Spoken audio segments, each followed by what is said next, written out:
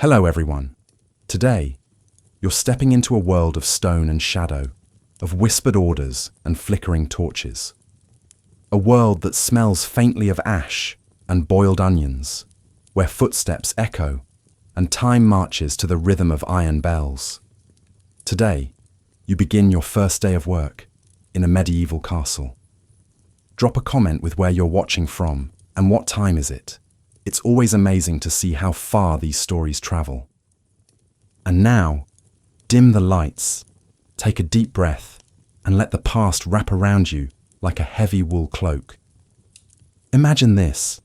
The year is somewhere in the late 1300s. The trees outside are dusted with frost, and a pale morning sun is rising behind the ramparts of a great stone fortress. You've grown up in a small village, little more than a cluster of wooden huts, mud paths, and smoke-streaked skies. The castle has always loomed in the distance, part mystery, part monster, part miracle. And now, it's where you'll work. You walk with your father, boots crunching on frozen grass. He used to work there too, before his back gave out, and he was sent home with nothing but stories and a chipped mug that no longer belongs to anyone. His hand rests on your shoulder for a moment longer than necessary as you approach the outer gate. The guards barely look at you. You are not important. Not yet. The gate opens with a sound like a groaning beast. And then, you are inside. The air is different here. Colder. More still. It smells of tallow candles, wet stone, and old iron. Voices bounce in odd directions. Servants in grey and brown pass by without looking up. You're told to wait near the stables, where steam rises from the backs of horses like breath from dragons.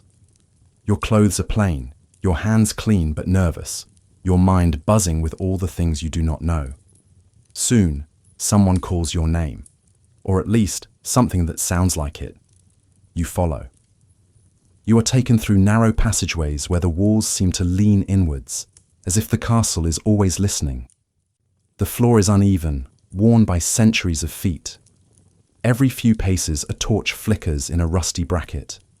The light it gives is weak and yellow, but it's enough to see the cobwebs and the eyes of a rat disappearing into a crack. You're introduced to Margaret. She's older, sharp-eyed, and smells of onions and starch. She doesn't smile. Doesn't need to. She's the one who trains new hands. Her voice is low and constant, as though she's explaining things to the wall, not to you. But you listen. Every word matters here. Your tasks are simple at first. Carry water from the well, sweep the corridor near the chapel, collect firewood from the storage near the east tower, but only after checking for rats. Never, ever go near the lady's chamber without being asked. Never speak first. Always bow your head in the presence of a noble. And keep your mouth shut if you see something that isn't yours to see. The day passes slowly, like honey dripping in winter. You're too nervous to feel tired. Every noise feels important. Every creak, a question. You fumble a few times, drop a piece of firewood, almost trip on your own feet. But Margaret doesn't hit you. That's something. You eat standing, a hunk of bread, a bit of dried fish, and something that might be turnip soup. It's hot. That's enough. That night, your bed is a straw-filled sack in a room with 3 others. No one talks much. One of them snores. Another weeps quietly into her sleeve. You pull the blanket around your shoulders and stare at the wooden beams above. They creak with the wind. Somewhere outside, a bell tolls, and inside your chest, something strange blooms. You are inside the castle, not as a guest, not as a knight, but you are here, living, breathing, listening. The castle has begun to absorb you, and you, in return, are beginning to absorb it. You learn quickly in the following days. There's no choice. The rhythm of castle life doesn't slow for anyone. You wake before light, sometimes to the sound of clogs on stone, sometimes to nothing but silence thick as wool. You wash your face in cold water. You tie your apron. You follow Margaret, or sometimes Thomas, the tall boy with the quiet voice and a scar on his cheek he won't talk about. There are patterns to everything. Doors that must be opened with the left hand, lest they creak. Nobles who prefer their food arranged just so. A certain way to scrape soot from the fireplace that doesn't disturb the birds nesting in the chimney. You begin to understand the castle not as a place, but as a living creature. One with moods and memories, shadows and sighs. There's a moment, maybe 2 weeks in, when you are polishing a brass candlestick and you catch your own reflection. You hardly recognize yourself. Your cheeks are thinner, your eyes more alert, your hands not soft anymore. They belong here now. And still, you're the lowest of the low. The castle hierarchy is strict and invisible. You don't speak unless spoken to. You don't eat until others are done. You learn to read body language, a raised eyebrow from a noble, a twitch from Margaret, and adjust your behavior instantly. It's like dancing, only the music is fear and the floor is cold stone. And yet, not everything is bleak. There are moments, brief and precious, that make you feel something like wonder. The early morning hush before the castle wakes. The way sunlight slants through the high windows of the chapel, turning dust into stars. A loaf of bread still warm, passed to you by the cook with a wink. The smile of a stable boy who doesn't yet know how tired life will make him. And one evening, when you're sent to bring clean linens to a guest room, you walk into a chamber larger than your entire cottage back home. Tapestries line the walls. A fire crackles in a hearth big enough to roast an ox. And for a moment, you stand in the doorway, utterly still, and let the warmth seep into your bones. This, too, is the castle. A place of both beauty and burden. You're still new, still clumsy, but the days don't ask if you're ready. They just keep coming. And each one makes you a little more like the others. A little more part of the stone, the shadow, the system. No one congratulates you. No one needs to. The reward is simply surviving another day without being noticed for the wrong reasons. In the castle, anonymity is safety. And at night, when the wind howls around the towers and the walls creak like old bones, you curl beneath your blanket and feel, not at home, exactly, but no longer foreign. You've made it through the gate. And now, you belong to the castle, just as it belongs to you. You wake before the light comes. The castle is still quiet, not silent, but resting. Somewhere, distant footsteps tap on the stone. A door creaks open slowly, reluctantly. The wind outside hums through the gaps in the shutters like a voice too tired to speak. You sit up on your straw pallet, stiff from the cold. Your breath hangs in the air like a ghost. The others in the room begin to stir, some with a groan, others without a word. There's no time to linger. You rub your eyes with the back of your sleeve and swing your feet to the ground. The stone is shockingly cold, but you don't flinch, not anymore. Today is just your third week inside the castle walls, and already everything has changed. The rhythm of your life has been rewritten, not in ink or words, but in footsteps, bells, and breath. You know when to move and when to vanish. You know where the firewood is driest, which stair creaks, and how to fold linen so that it passes inspection. The castle hasn't welcomed you, not exactly, but it has accepted your presence. That's all you need. Down the narrow staircase you go, trailing behind others like a quiet shadow. The day begins not with a greeting, but with work. Always with work. The kitchens are already alive, smoke curling, pots clanging, someone barking a name. You carry a basin, clean a bench, avoid being in the way, and slowly, almost invisibly, you find your place in the rhythm of others. Margaret doesn't speak much. She doesn't have to. A glance from her tells you more than a paragraph ever could. This morning, She gestures toward the corridor behind the great hall, the one where the tapestries are always in danger of being brushed by greasy sleeves and careless guests. You nod, fetch a cloth, and begin the silent process of making someone else's world seem spotless. It is in these quiet tasks that you begin to notice what others overlook. The way dust settles in the corners of the carved window frames, the scent of wax from a candle just snuffed, the faint scrape of mice behind the walls, the cold breath of air that always slips down the west hallway, even when no doors are open.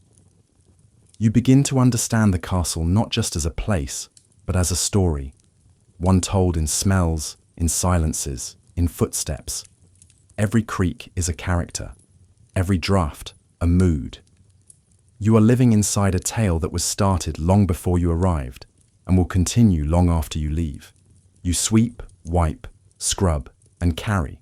You bow when needed. You answer to your name when it is called sharply. Sometimes you forget what day it is. The sky doesn't always help. Clouds gather like secrets, and the sun barely breaks through.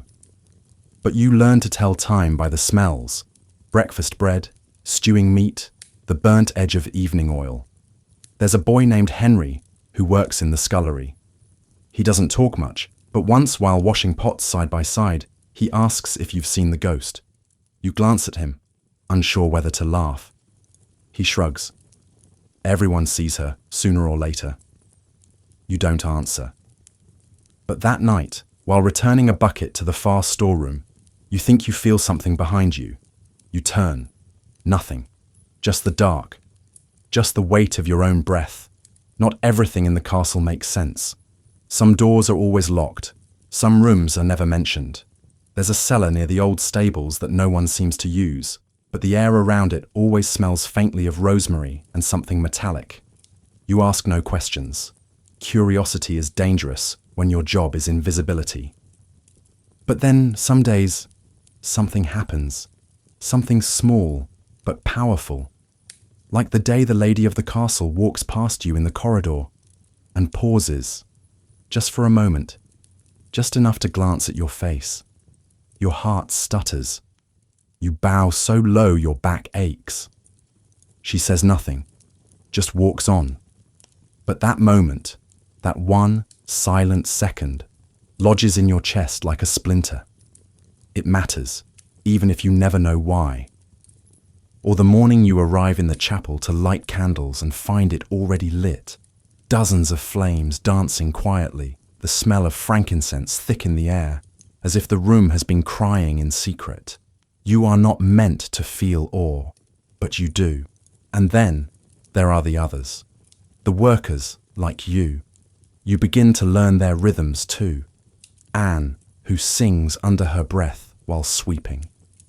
Gerald, who limps but never complains. Marta, who cries every Tuesday night for reasons no one asks about. You form a kind of silent fellowship. Not friendship, there isn't time or safety for that, but a knowing, a nod in the hallway, a piece of bread shared when no one's looking, a hand steadying a basin just before it tips. In the castle, kindness must be subtle to survive. You're assigned, eventually, to help during the feast preparation, not to serve, you're not trusted with that yet, but to carry jugs of wine, trays of cheese, baskets of bread. The kitchens become a frenzy. Heat, noise, urgency. You burn your fingers on a pan. No one notices. You keep working. And then, when the feast begins, you're allowed to watch. From a crack in the wall near the servants' corridor. You see lords laughing, their faces red with wine. Ladies in gowns that shimmer like water. The clink of cups, the slosh of gravy, the sudden barking of a hound beneath the table. It's loud, joyful even, but it feels distant. Because you don't belong there. You're not dressed for their laughter. You're dressed for the laundry that follows. And yet, you don't feel bitter. Not exactly, just aware. This is their world. Yours is in the shadows, But you've come to find beauty there too. In the hum of night when the corridor's empty. In the way your own hands move without thinking now. Folding, scrubbing, stacking, smoothing. In the peace of exhaustion that comes when you've done everything right and no one noticed. There is a kind of dignity in that. One evening, as you return a broom to the storeroom, you catch your reflection again in the polished brass of a door hinge. You look older, not in years, but in knowing. Your eyes carry more silence. Your shoulders remember more weight. You are still the same person who walked through the castle gate for the first time, but you have also become something else, a moving part of this ancient machine, a thread in its tapestry. A name that will not be recorded in any book, but whose presence has helped hold up the ceiling all the same. And so, the days go on, each one carving a little deeper into your sense of self. Each one reminding you that life in a castle is not about glory or grandeur. It's about learning to move with the stone, not against it. You are a shadow with purpose, a whisper with hands. And though the world may never know your story, the castle will remember. You begin to associate the kitchens with heat, not just the kind that warms your face, but the kind that wraps around you, heavy and constant, like a woolen cloak damp from rain. It seeps into your skin, stays in your hair, clings to your clothes, and in time you stop noticing. Not because the heat lessens, but because your mind adjusts. Life in the castle's kitchen is a world unto itself, a kingdom of knives and spoons, pots and shouting, smoke and timing. It has its own rules, its own tempo, faster, always faster. And you, new to this hidden realm, are still learning where and how to stand. You're assigned to the lower hearth, not the grand fireplace where the roasts are turned by strong-armed boys, but the smaller one, used for stews, porridges, and anything that simmers. Your job is simple. Keep the fire alive. Feed it just enough, not too much. Stoke when needed. Stir when told. Don't speak unless spoken to. The cook, a woman named Helda, has a face like stone and eyes like coals that never quite cool. She rarely speaks above a mutter, but her presence bends the room like heat distorts air. When she points, you move. When she frowns, you fix it. When she says, again, you do it again, no questions. And yet, beneath the clatter and bark of orders, there is something oddly rhythmic about it all. The kitchen breathes, in and out, with the opening and closing of oven doors, the rise and fall of cleavers, the hiss of fat on iron. It becomes almost like music. Violent, yes, but predictable. You learn the names of herbs by smell, not label. You know rosemary from sage even when blindfolded. Thyme, you learn, is used not only for flavour, but to ward off bad air, and perhaps bad luck. You begin to understand that cooking here is not about pleasure. It's about survival and order and honour. Bread is sacred. Meat is politics. Spices are power. Every item has meaning, and every hand that touches it carries responsibility. And yet, for all its pressure, the kitchen is also a place where people talk. Not openly, not dangerously, but more than in the corridors above. Here, the rules are looser.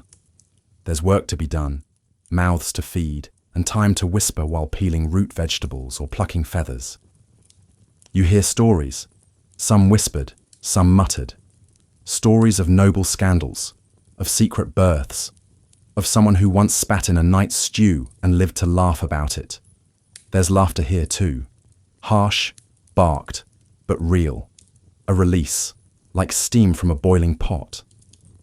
And though you do not laugh yet, not fully, you feel something stirring beneath your ribs.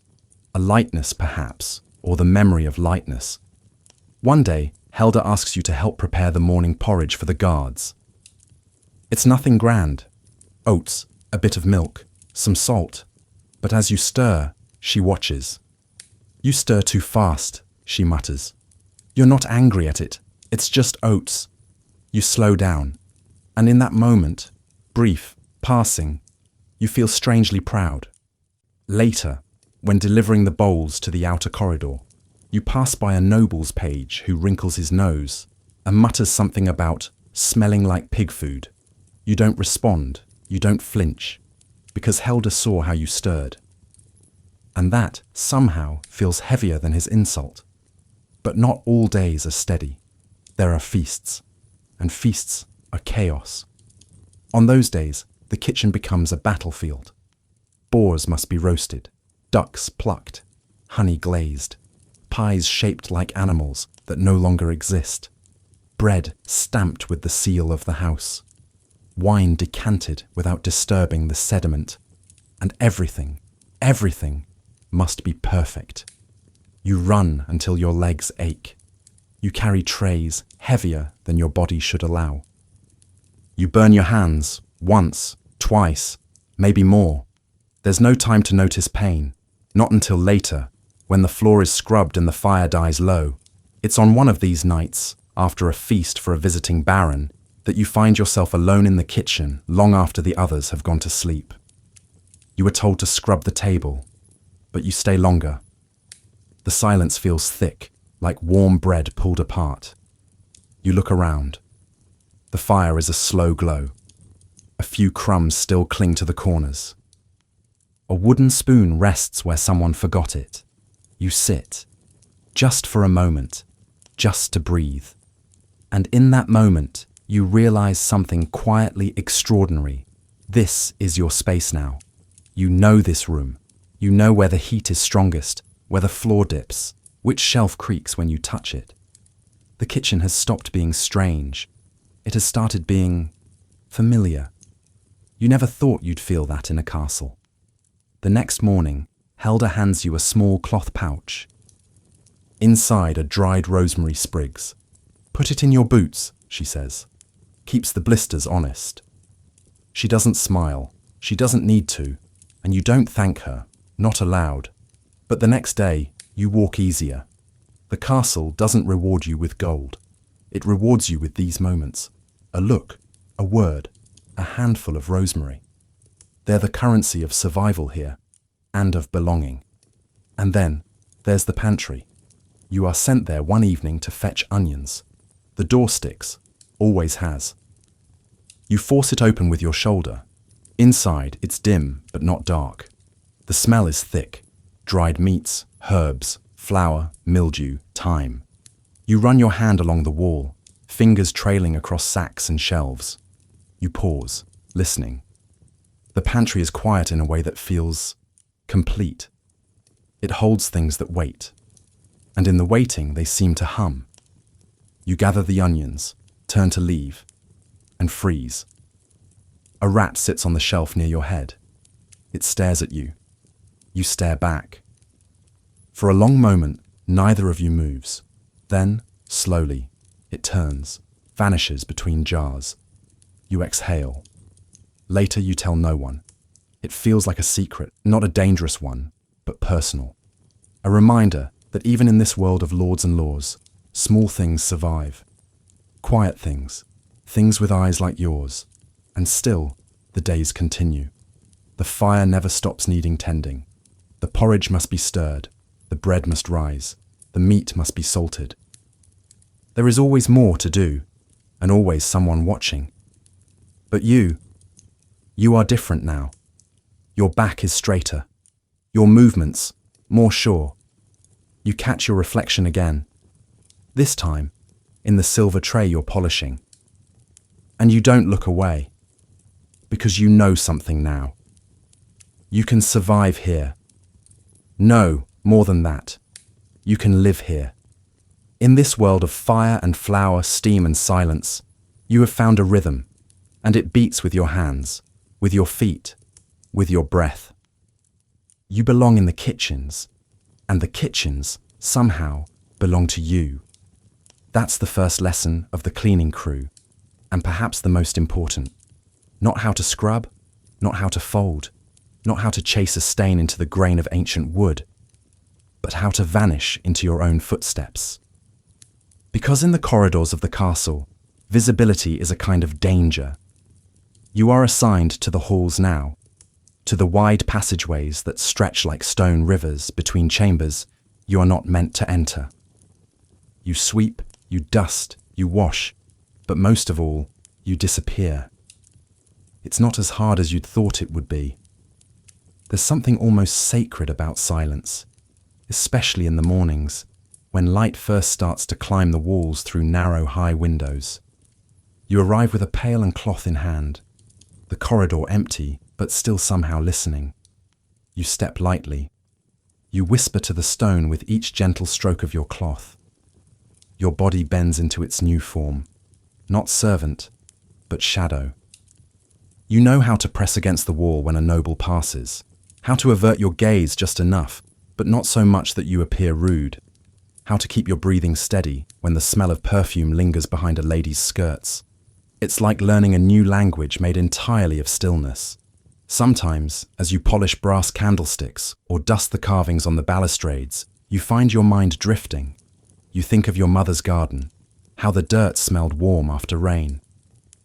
You think of laughter, too far away to reach, and then a door creaks open, and you're back, eyes low, hands still, waiting for permission to move. The castle does not forgive mistakes easily. You see that when a boy drops a vase near the chapel. He kneels, red-faced, picking up shards, but the damage is done. Later, he's gone. No one speaks of it. The hallway where it happened remains slightly colder, as though the memory of his error still lingers in the air. You learn the rules quickly. Walk in corners, never interrupt, know when not to be seen. Cleaners in the castle are like breath, constant, invisible, necessary, and just like breath, you are only noticed when something goes wrong. But there is power in that, because in silence, you begin to see what others do not. The way the nobleman leans too close to the chambermaid, the hurried footsteps behind the steward's office at dawn, the messages tucked beneath plates, passed from hand to hand, never spoken aloud. You say nothing, you clean, you fade, but your eyes grow sharper. One day, you are told to help with the ladies' dressing chamber. It's a privilege, you're told. A task that requires quiet fingers and quieter thoughts. You nod. Of course. You don't say that your thoughts are always quiet now, not because you have none, but because they no longer belong to the daylight. Inside the chamber, the air is heavy with lavender and wool. The lady is not present, which is a relief. You have only seen her up close twice, once in the hall, once from the gallery.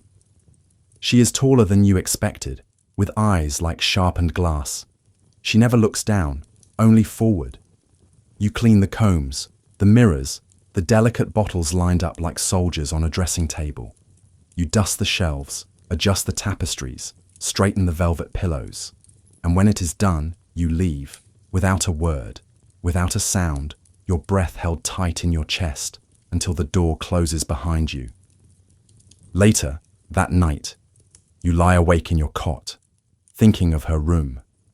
It was warm, too warm, the air stifling, the light gold and filtered through lace. You wonder what it must be like to live in that stillness, to never scrub, to never bow, to never clean up after others. But then you remember the silence in her chamber was not peace. It was expectation. It was a silence that demands something. Yours, at least, is chosen. You begin to take pride in your work. Not openly. There are no rewards, no coins, no compliments.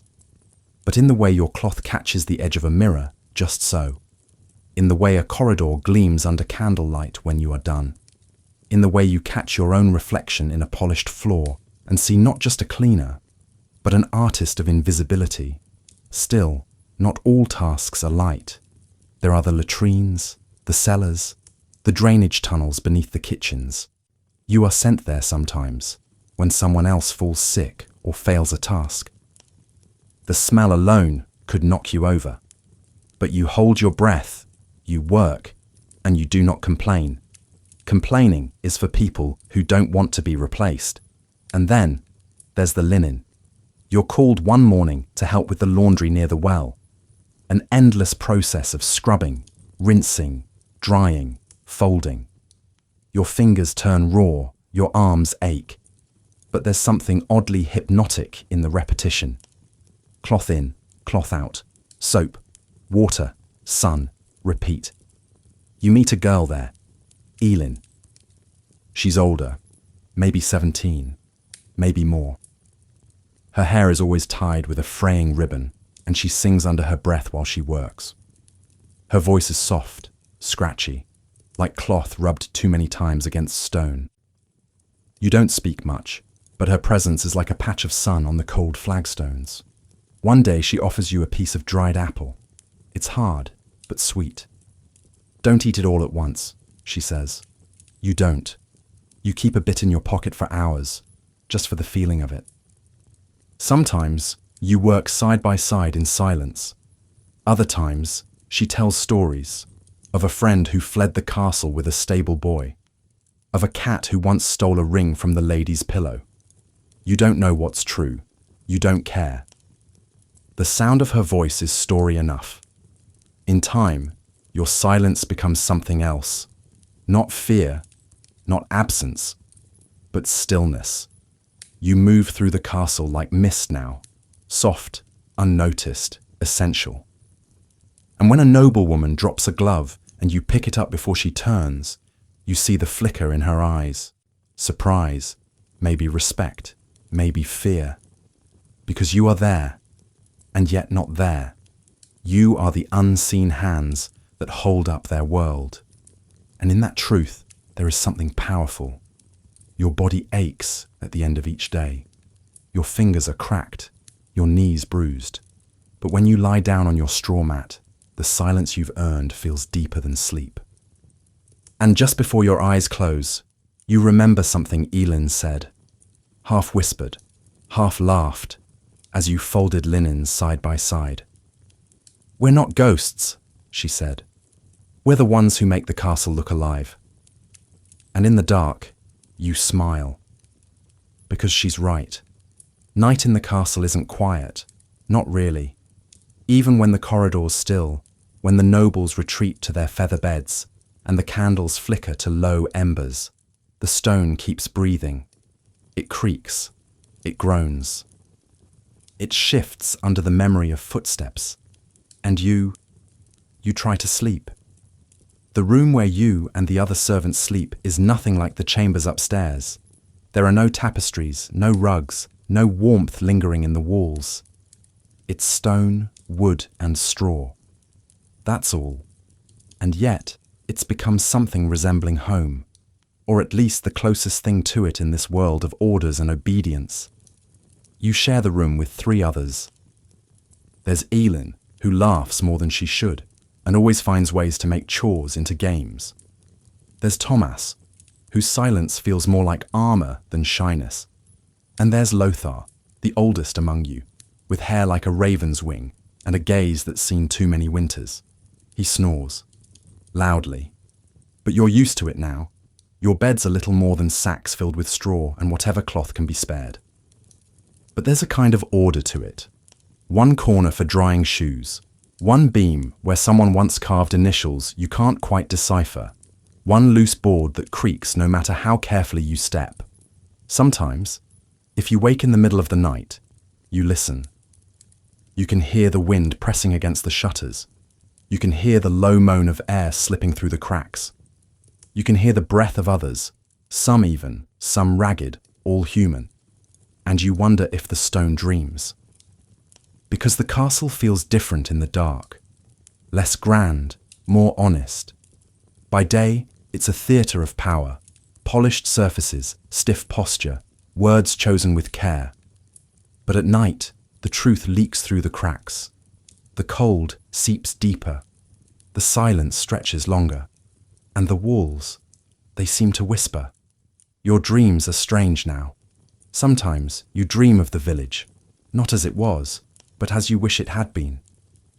Other times, you dream of corridors that never end, of doors that open into fire, of hands reaching through stone.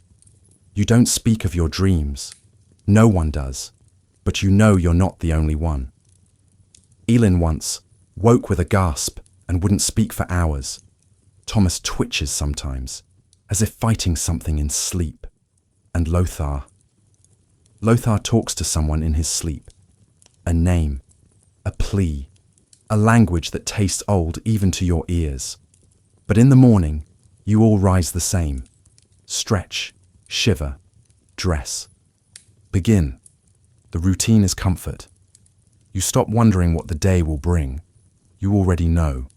Wash, sweep, carry, clean, repeat. But in the evenings, when the work finally ends and the light fades to a deep blue beyond the narrow windows, that's when the room becomes more than a place to sleep. It becomes a place to remember who you are beneath the dirt. You sit on your cot, legs crossed, picking straw from your sleeves. Elin hums. Thomas sharpens a knife, not because he needs to, but because the sound is soothing. Lothar mumbles into a cup of something he swears is tea, though you're sure it's just warm water and wishful thinking. Sometimes you talk, not of the nobles, not of the rules, but of memories. Elin once tells you about a tree in her village that grew sideways before reaching up, like it had changed its mind halfway to the sky. She used to sit in its crook and sing to birds. She misses the birds more than the tree. You tell her about your brother, how he could catch fish with his hands, and how he used to tie strings around their tails and make them dance in buckets before letting them go. She laughs, and it echoes in the rafters like music. Thomas says nothing, but passes you a small carved figure, a dog maybe, or a wolf. He shrugs when you look at him, but you keep it anyway, something to hold in the dark. And Lothar, one night, tells a story that doesn't feel like a story. When I was young, he says, voice slow, there was a castle like this one, bigger or smaller. I don't remember, but they buried a girl in the wall, said she brought bad luck, or good luck, depends who you ask. He says nothing else for a long time. You all sit in the hush he leaves behind. Then Elin says, that's why I sleep on the far side, just in case. You all laugh, but softly. Because you know, stories like that don't stay outside. The walls remember. And still, you sleep. Some nights better than others. Sometimes your dreams are soft. Sometimes they wrap around you like warm wool. Other times, you wake with your heart racing and no memory of why. But the cot is always there. The breath of others is always there. And in that shared breath, there is something tender.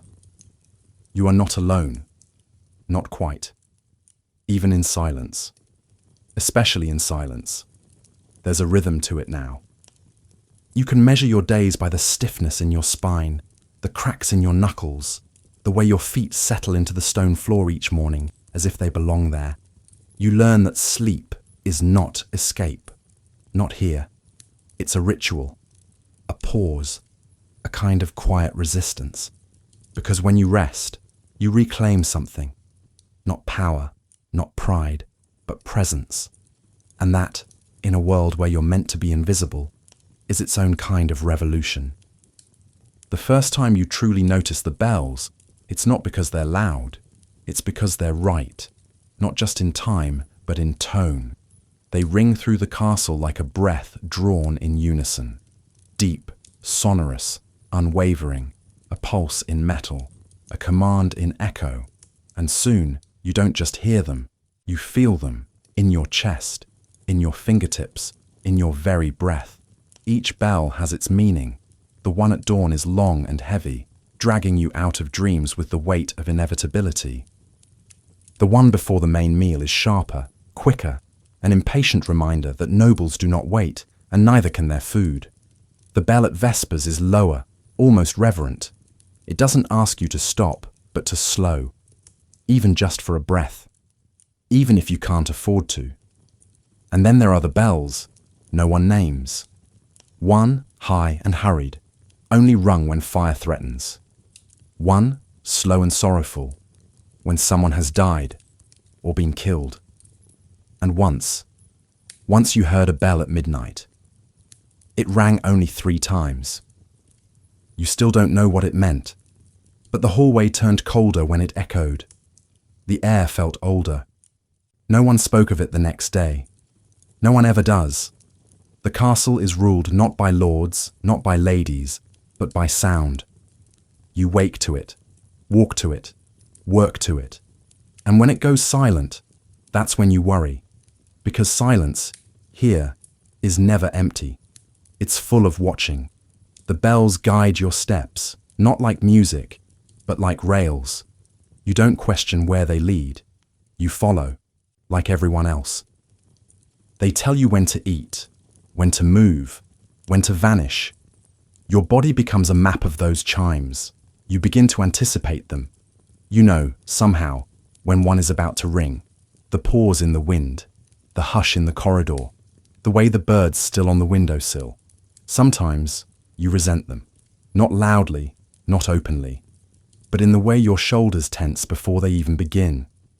In the way you look at the sky and think, maybe, just today, the bells will forget. They never do. One morning, you oversleep. It's only by minutes, but the shame burns hot. You race through the corridor, apron askew, hair unbraided. The looks you get aren't cruel. They're worse. They're knowing. Everyone's done it once. No one does it twice. You don't either. From that day on, you're always ready before the first chime. You sit sometimes near the bell tower on your free moments, if you can call them that. It's not a place for servants, technically. But if you're quiet, and if no one sees you, it becomes yours for a few minutes. From up there, the world is different. The roofs stretch like scales. The sky feels closer than the ground. And the bell itself, massive, suspended, waiting, is oddly gentle in its stillness. You run your fingers along its surface once, cold, smooth, etched with words you can't read. You wonder who made it, who touched it last, who gave it voice. It doesn't feel like metal. It feels like memory. You hear stories now and then about the bells. Some say they're cursed, that each ring calls back the dead. Others say the oldest one was cast with silver stolen from a saint's tomb. There's a girl in the scullery who swears that if you whisper a secret into the clapper, it will never be repeated, except in your dreams. You try it once. You say the name of someone you miss. Nothing happens. Not then. But that night, you dream of a forest you've never walked through, and someone calling your name from behind the trees. You don't tell anyone. The bells are not just tools here. They're presence. They're proof that time exists in this place that seems outside of it. Without them, you'd lose track of hours, of days, of yourself. They keep you grounded and bound, because sometimes in the depth of work, you forget your name.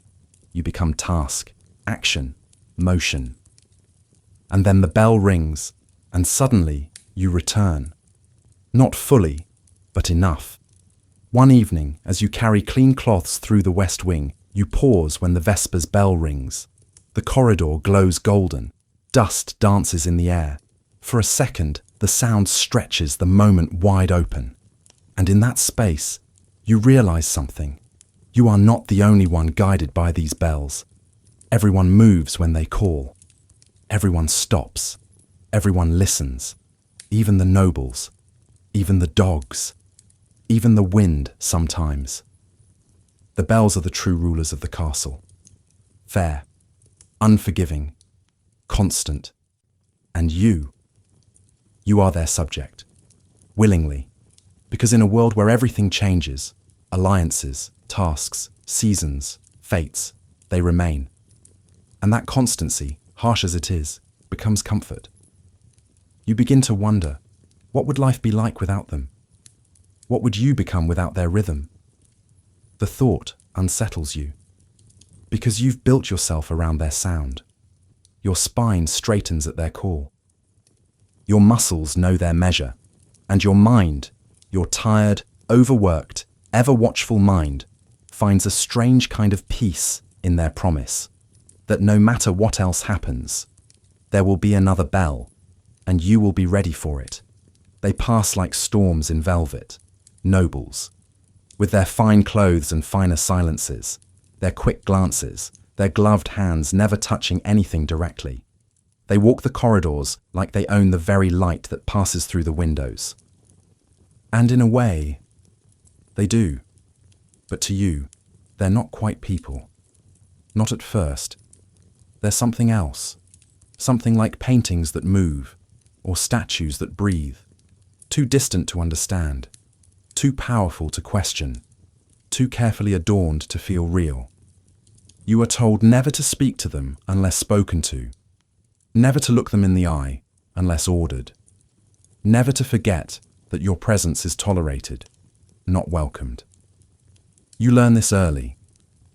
The first time a nobleman brushes past you and mutters a curse because your bucket was a few inches too close to his boots, you bowed.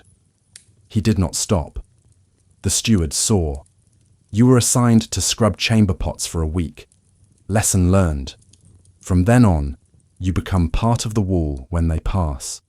You bow your head, you keep your hands still, and you count the seconds between footfalls to know when it's safe to breathe again. They exist in a world parallel to yours. Same stone, same roof, but a different air entirely. Their clothes are loud, not in sound, but in presence.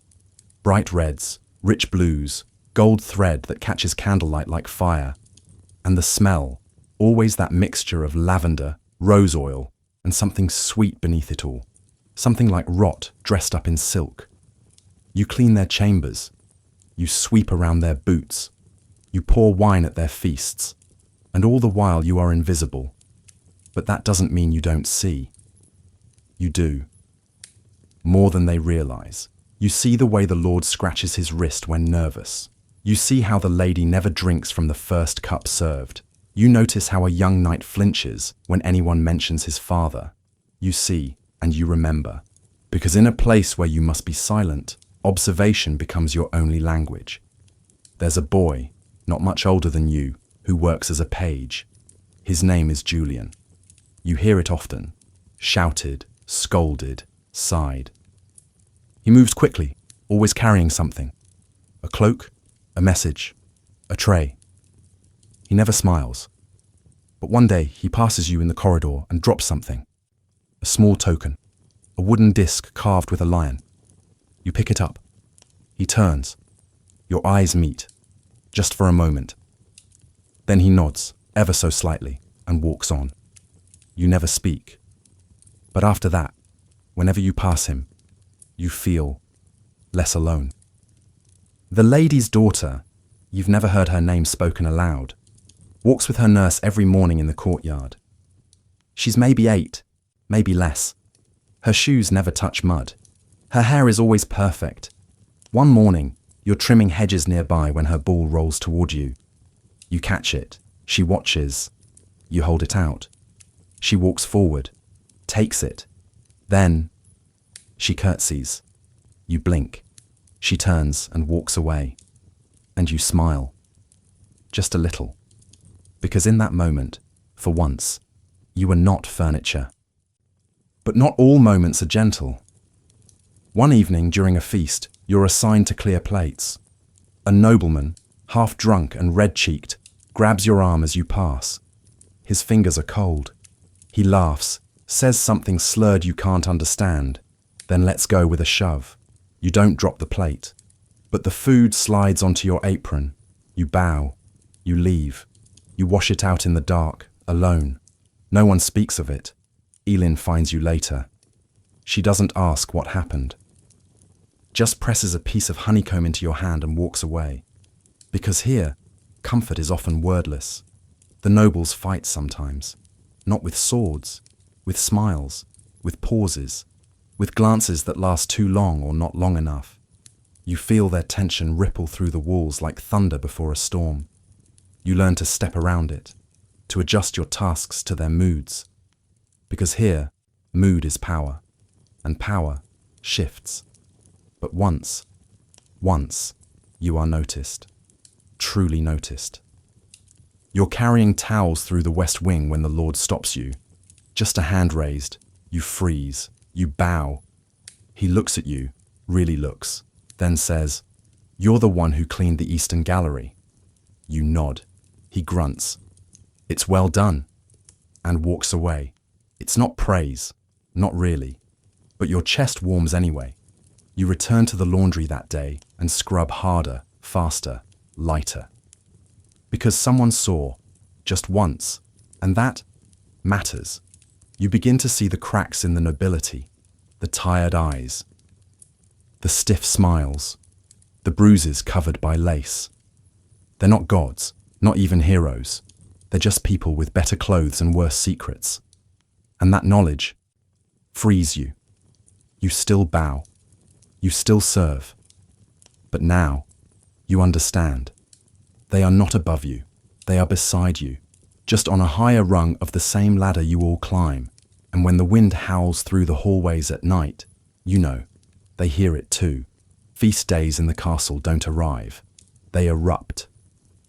There's no gentle build-up, no soft preparation.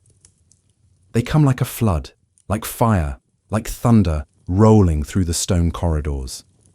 And you, a servant among many, find yourself swept into their rhythm, whether you're ready or not. The first sign is the lists. Long scrolls of parchment carried by stewards with voices sharp as knives. Names, duties, assignments, orders. You scan the list for your name and try not to breathe too loudly. You're assigned to the lower floor support. That means hauling. That means firewood. That means everything that happens before the silver is ever polished. It begins before dawn. Even the bells seem to ring differently, tighter, with urgency instead of rhythm. You wake to the rustle of clothes, the groan of joints, the fast-footed steps of others already behind. There's no talking, only motion. The kitchen is a storm of scent and steam. Helda's voice cuts through the smoke like a cleaver. You onions! You salt! You off the floor, for God's sake, before I salt you myself! You move, fast. Boars are turned on spits. Birds are plucked with fingers moving faster than thought. Honey drips onto crusted hams, and someone's already crying from too much onion and not enough sleep. Your job is fire. Wood, stoke, carry, sweat. The ovens roar, the pots boil. You smell like smoke and iron and something sweet that never reaches your mouth. You don't eat, not until it's done. Not until everyone else is full. And still, you work.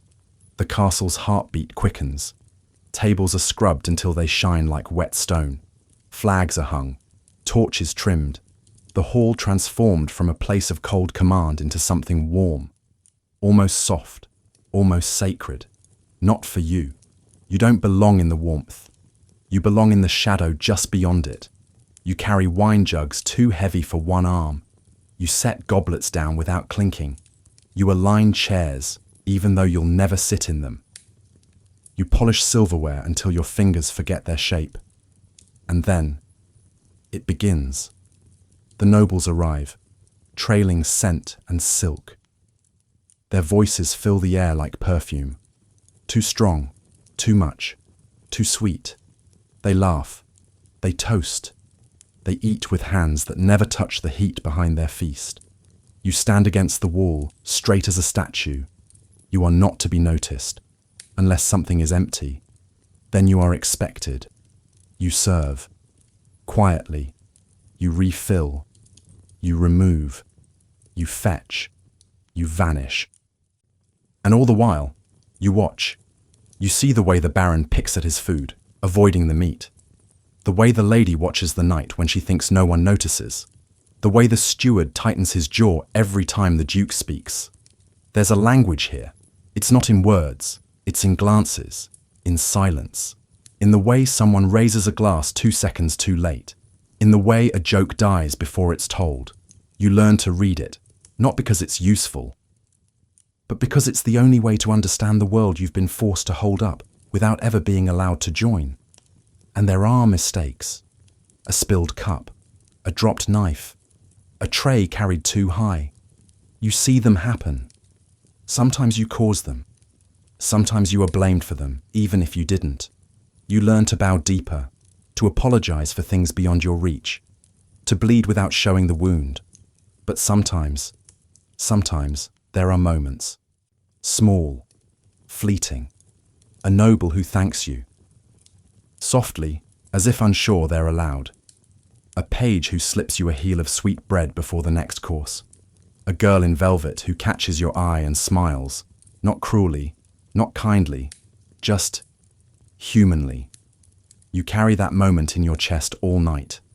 After the feast, the castle shifts again. The laughter fades. The food disappears. The nobles retreat to their chambers, full and flushed. And you begin the second feast, the clean-up. You scrape bones. You gather crumbs.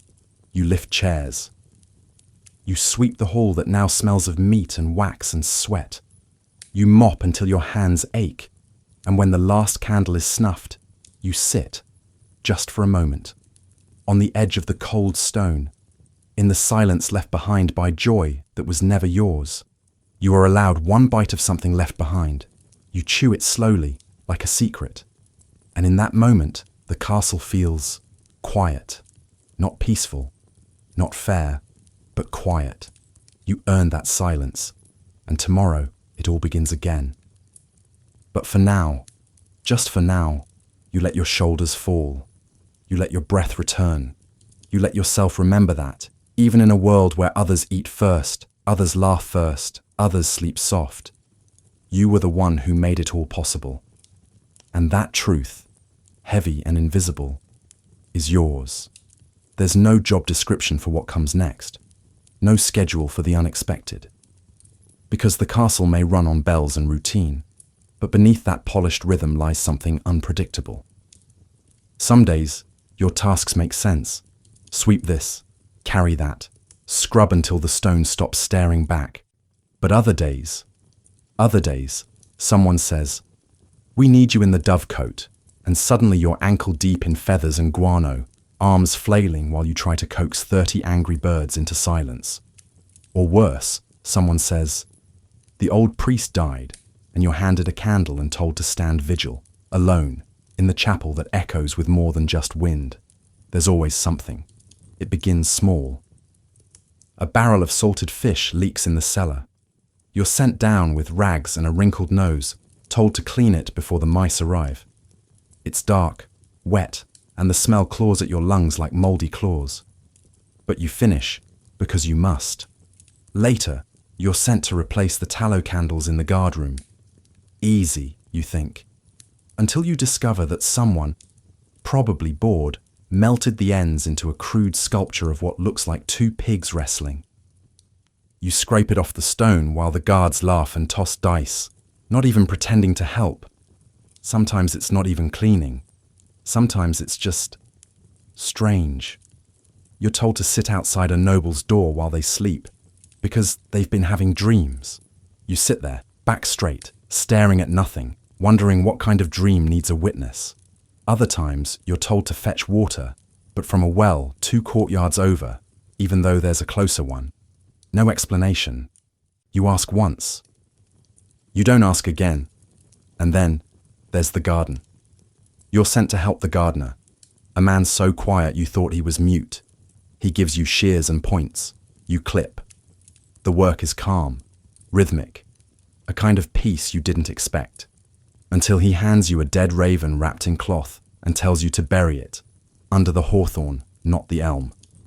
No reason, no question. You do it, because that's what life in a castle teaches you. Accept the odd, expect the strange. One day, you're summoned by the steward himself. That's never good. He hands you a bundle of black cloth. Put this on. The Lord has died. You freeze. Not with grief. You never knew the man. But with the weight of change. Death means disruption. And disruption, for people like you, means chaos. You help lay the body out. You light candles. You sweep floors no one will walk on for days. You carry trays of bitter wine to guests dressed in silence. No one speaks to you, but they see you. They need you, because death, no matter how noble, still leaves behind a mess. You clean, you cry, not because you're sad, but because the incense burns your eyes. Later, the lady's dog dies, and somehow this hits harder. You're sent to dig the grave, small, by the fountain. The lady doesn't come, but her maid does. She watches, silent, as you lower the little body into the earth. You cover it carefully, smooth the dirt, say nothing. But that night, she leaves a sweet biscuit on your cot. No note, no word, just thanks. In this castle, thanks is rare enough to feel like magic. There are days you're asked to carry messages. Simple, you're told. But the message is folded 3 times and sealed in wax. You're told not to read it. You wouldn't dream of it. But your fingers itch. Still, you don't. Because trust, once lost, never returns. You pass the note to a knight who doesn't thank you, who doesn't even look up. But later that week, when you drop a basket near the stables, he helps you gather the spilled apples without a word. You never speak of it, because here, kindness is quiet. And then there are the worst tasks, the truly strange. You're sent to the chapel to help the priest, only to find him mumbling over bones, real ones, pulled from beneath the floor. You help clean them, wash them, place them in a cloth-lined box. They were saints, he says, or sinners, hard to tell after so long. You nod, not sure what to feel. Later you find out they're being sent to another castle as a blessing.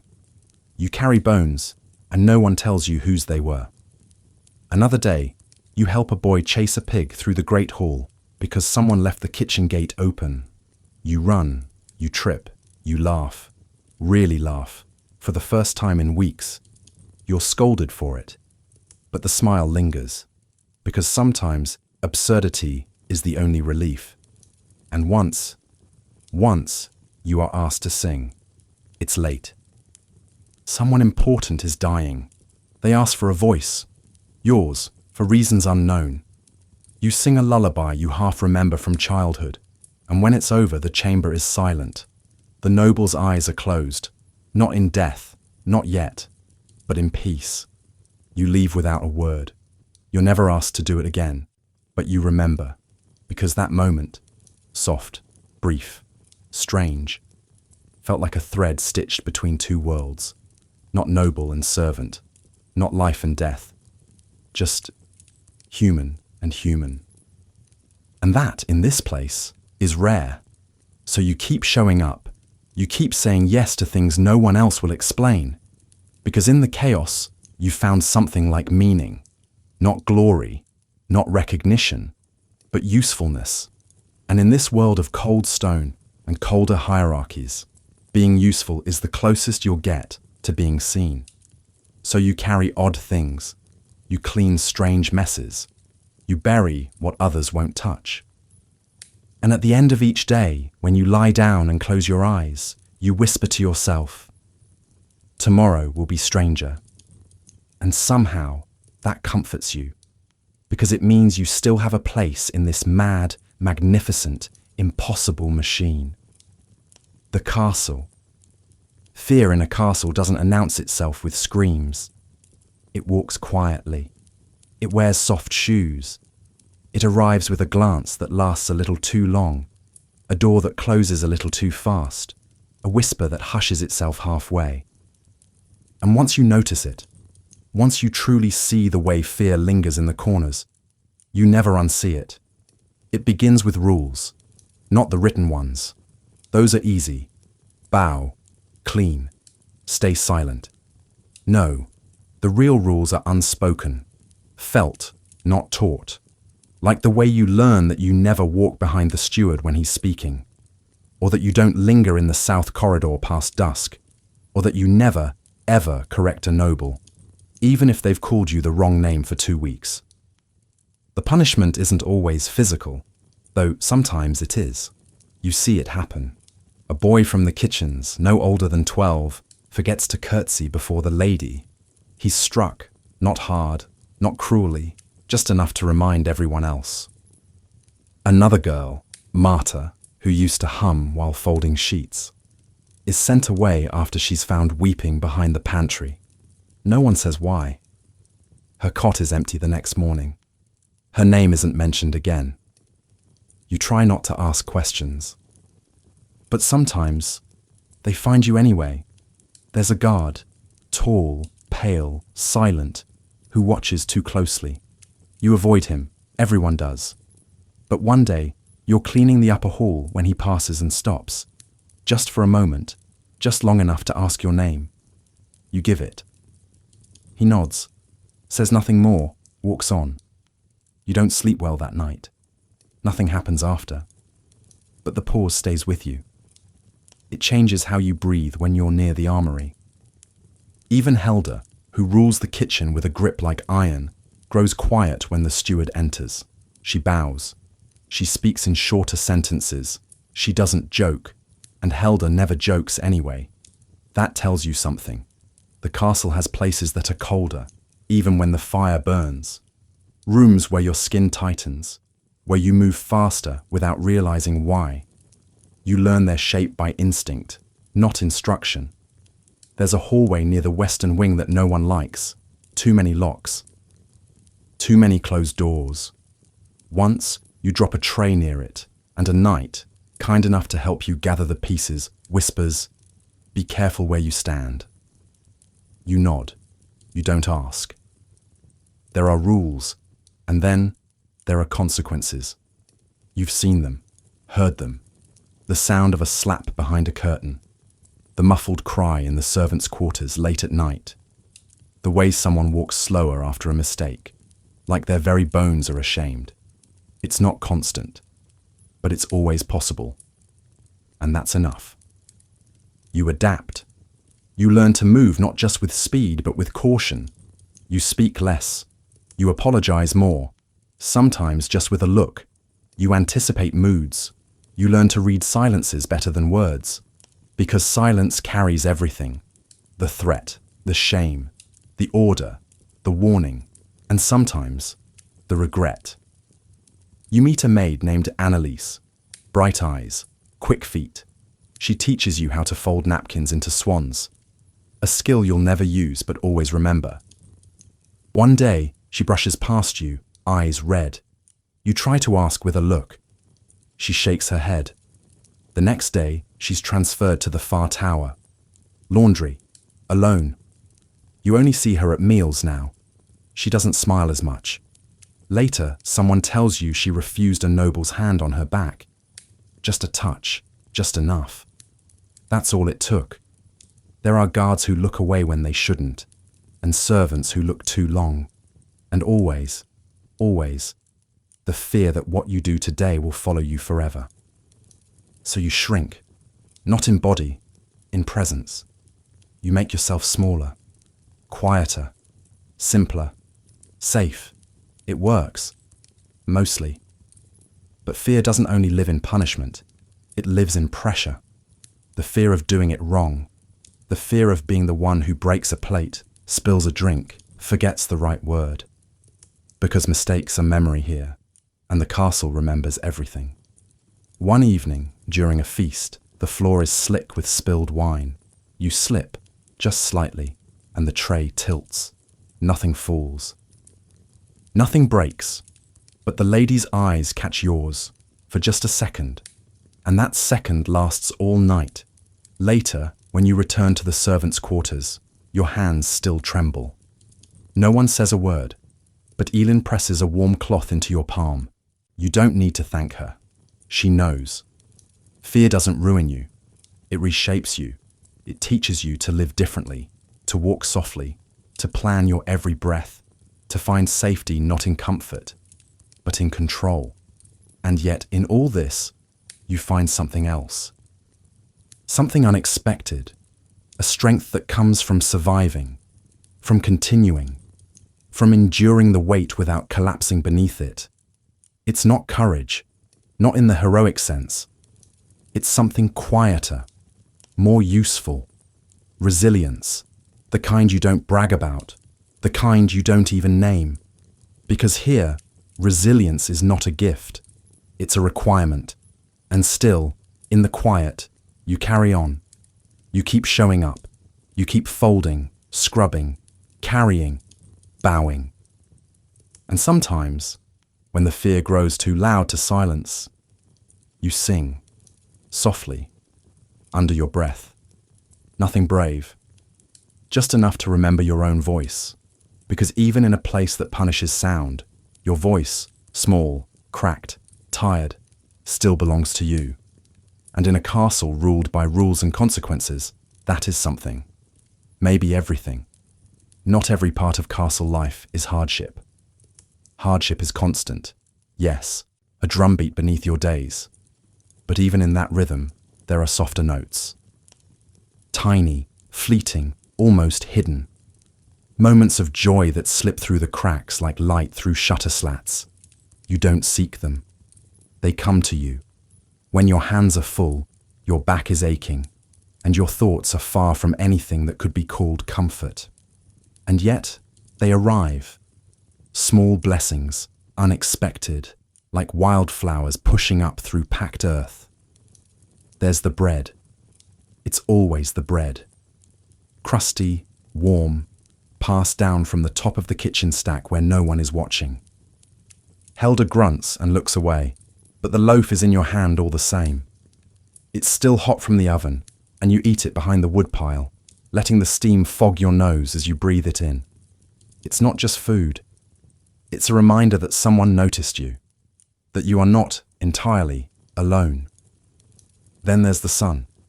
You see it most when you aren't supposed to be looking, when you're fetching linens or cleaning the courtyard grates. But when it hits the stone just right, when the light turns gold and the dust dances like motes of fire, you stop, just for a breath. It's not permission, it's presence. And in this world of doing, presence is rare. Once, you catch sight of a fox in the garden, red, sleek, confident. It doesn't run. It looks at you, still as a statue, then slips into the hedgerow like it was never there. You tell no one. It feels like a secret between you and the wild. Ailyn is part of those moments too. Her laughter, sharp and sudden, like the crack of kindling catching flame. She finds ways to twist routine into amusement, folding sheets into absurd shapes, sneaking carrot tops into the guard's boots, humming tunes with wrong notes just to see who notices. She gives you a ribbon once. It's faded, fraying at the ends, but it was hers. Too bright for me, she says, tying it around your wrist. You wear it better. You do. Not for vanity, but for memory. Because in this place, memory is how you stay human. There's an hour, just after supper, but before the final bell, when you sometimes sit by the back wall, alone. The stone is cool. The world is quiet. You can hear the birds settling. You can hear the castle breathing. And in that hush, you let your shoulders drop. You let your thoughts wander beyond the next task. You remember home, not with longing, with softness, your brother's laugh. The way your mother stirred soup with her eyes half closed, as if dreaming the flavor into being. The smell of wood smoke in your hair after market day. These thoughts don't hurt. They hold you, keep you from vanishing. You find joy in rhythm too, in the way your hands move now. Practiced, sure. The way your steps fall without sound. The way you can fold a sheet in a single breath. The way you can predict the next bell before it rings. There's comfort in competence. In knowing that no matter how strange or cruel the day may be, there are tasks you can do with grace. You find pride in small victories. A stain removed on the first try. A tray balanced perfectly. A hallway cleaned so well, the candlelight seems brighter when it reflects off the stone. No one sees these things, but you do, and that's enough. Sometimes, the castle surprises you. A minstrel visits, rare and not for your ears. But the song travels, even through stone. You hear it while stacking firewood, a melody old as bones, sad and full of sky. It stops you, not with sorrow, with awe. Because for a moment, music is not theirs or yours. It just is. And once, just once, a noble child waves at you from the gallery. A real wave. Eyes bright, smile unforced. You wave back. No one scolds you. Another miracle. Then there are the feast remnants. Not every plate is scraped clean. You're allowed to eat what's left, if no one's watching. A sliver of pie.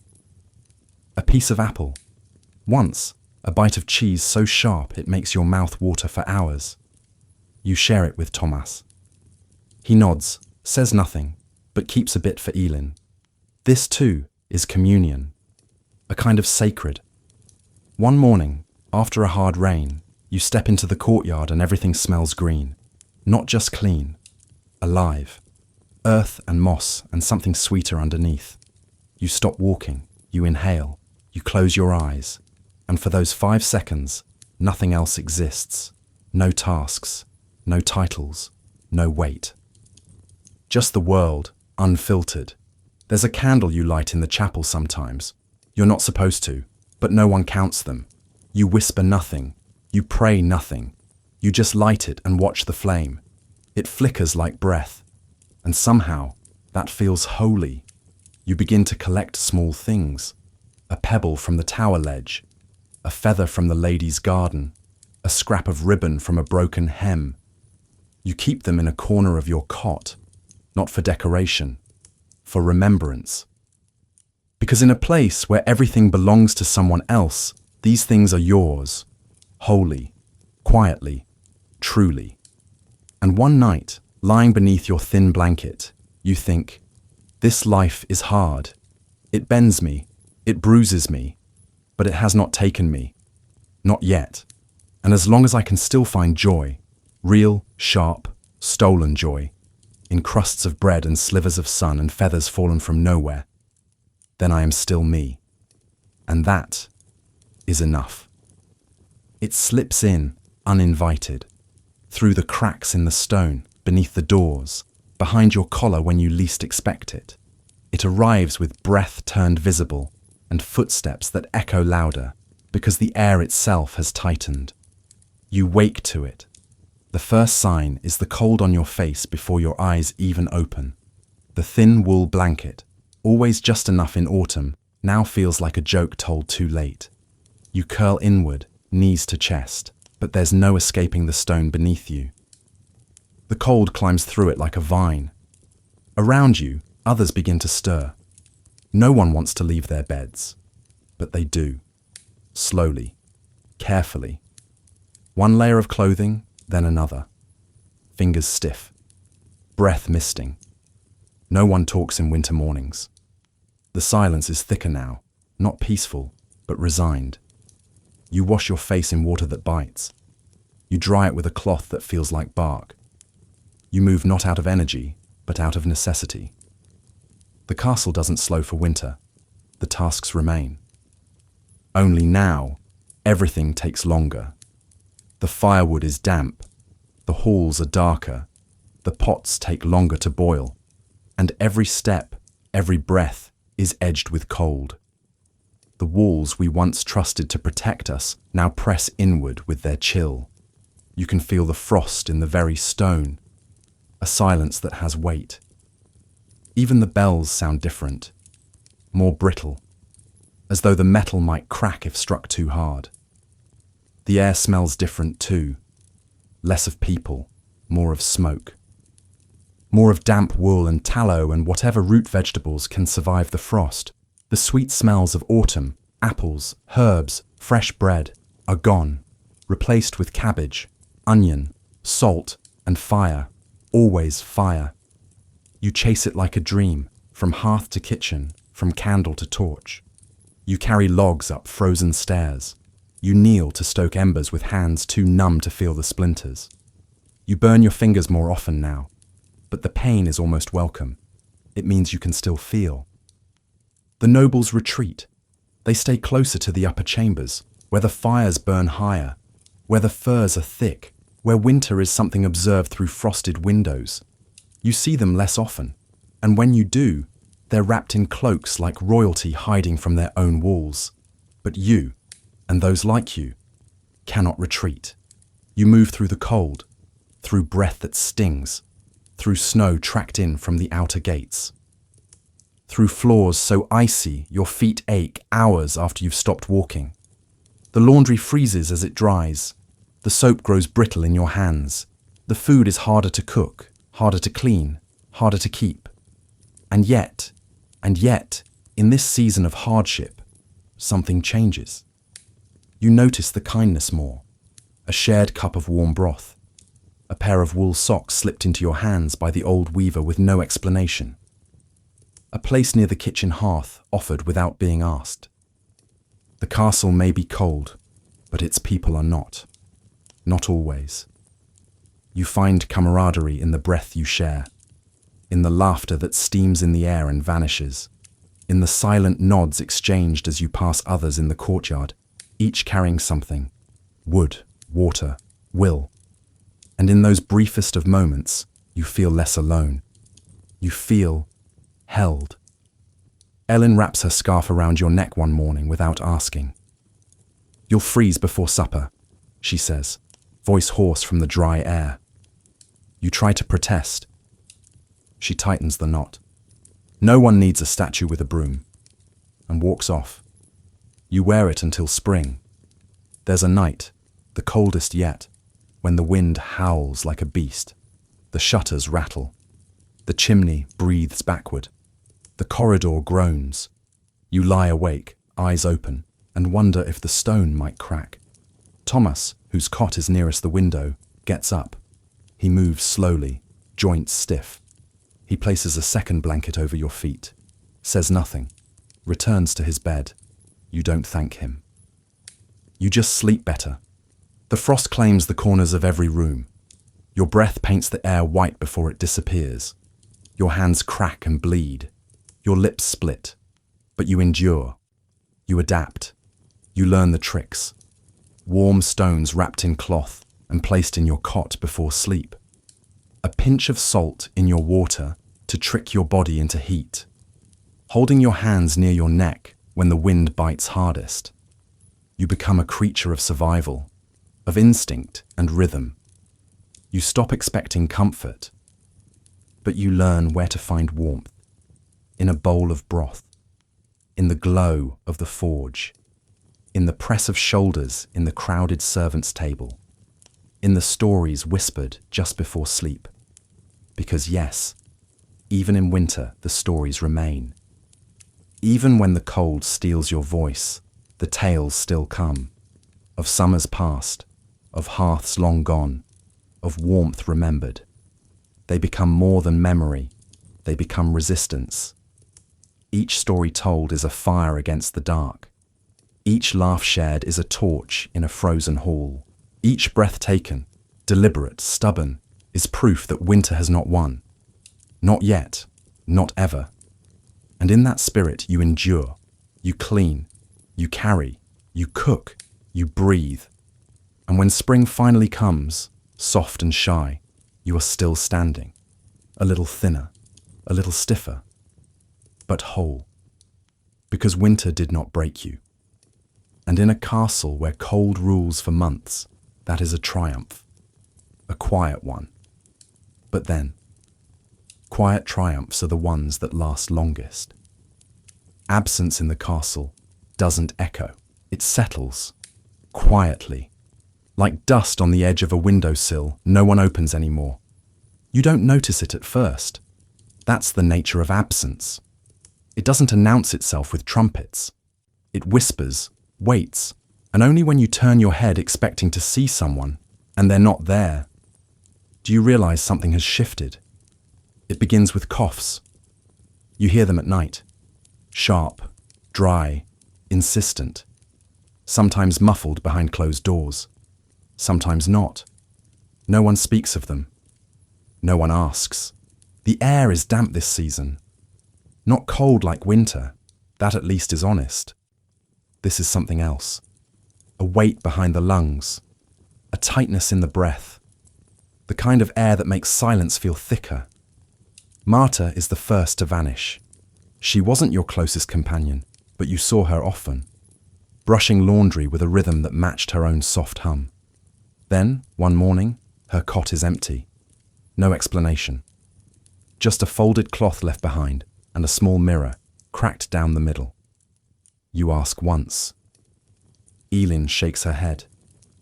She's gone home, someone says, but no one believes it, because no one goes home. Not like that. Then others. The old man who tended the library fire, gone.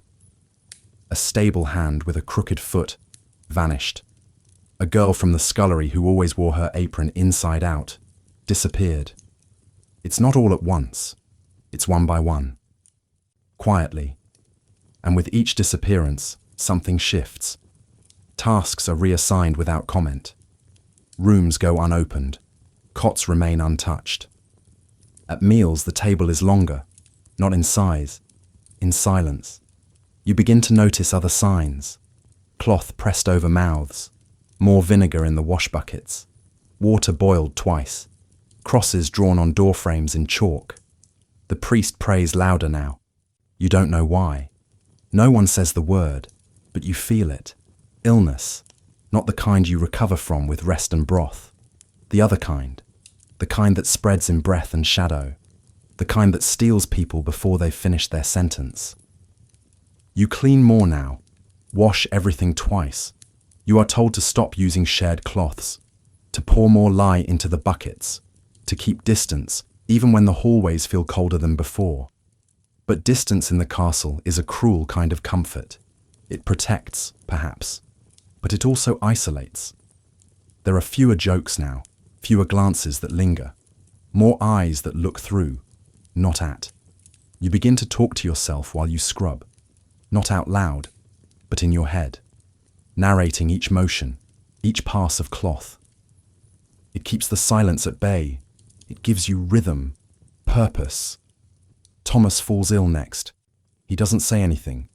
He just moves slower, sits longer, breathes harder. One day you find him staring at the wall long after the rest have left the kitchen, his bowl untouched, his hands shaking. You sit beside him. You don't speak. Eventually he does. I dreamed I was walking outside the walls, he says. And it was spring, and no one was watching. You don't know what to say, so you just nod. The next day, he doesn't come to work. The day after that, his cot is empty. You're told to stop asking questions, and so you don't. But the questions remain. You begin to memorize faces, not because you're afraid of forgetting, but because you know you will. You remember how Marta's braid always slipped loose, how Thomas touched the wall 3 times before bed, as if it grounded him, how Elin flicked her spoon twice before eating anything.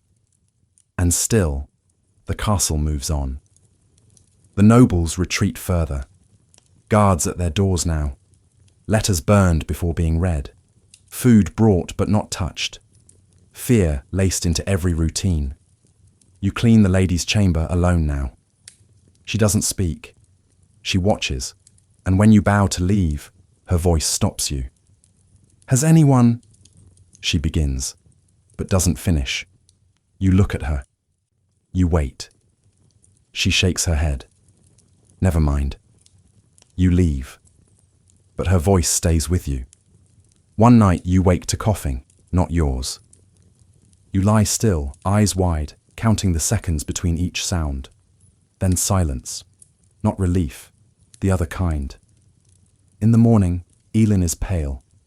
She doesn't say she's sick, but you know. She grips your hand, hard. Don't treat me like I'm gone, she whispers. You don't. You help her wash. You braid her hair. You sit near, not too close, but near enough.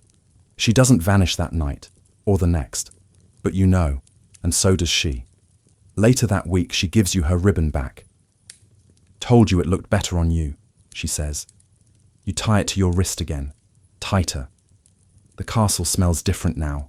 More smoke, more vinegar, less bread, less life. You light a candle in the chapel without asking. The flame flickers violently.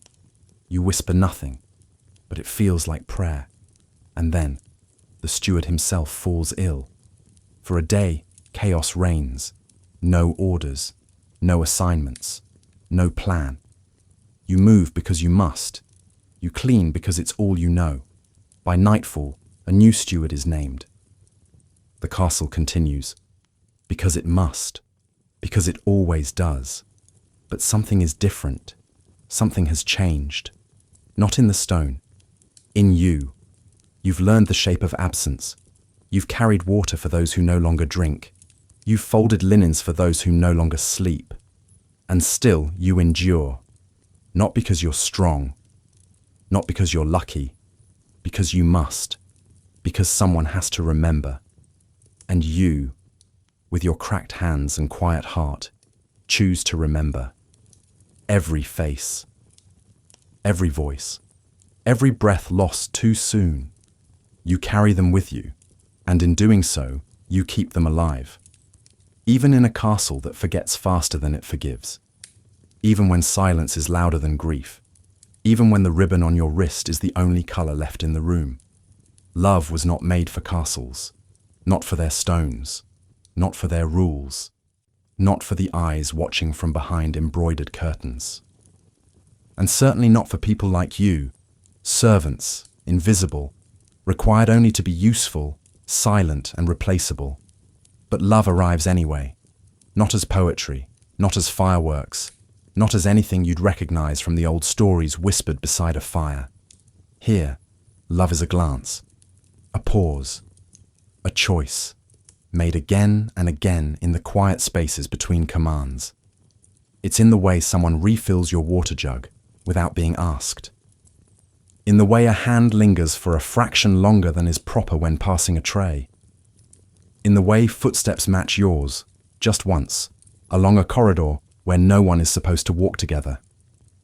You don't dare call it love, not aloud, not even to yourself. You call it other things, friendship, habit, coincidence. But you know what it is.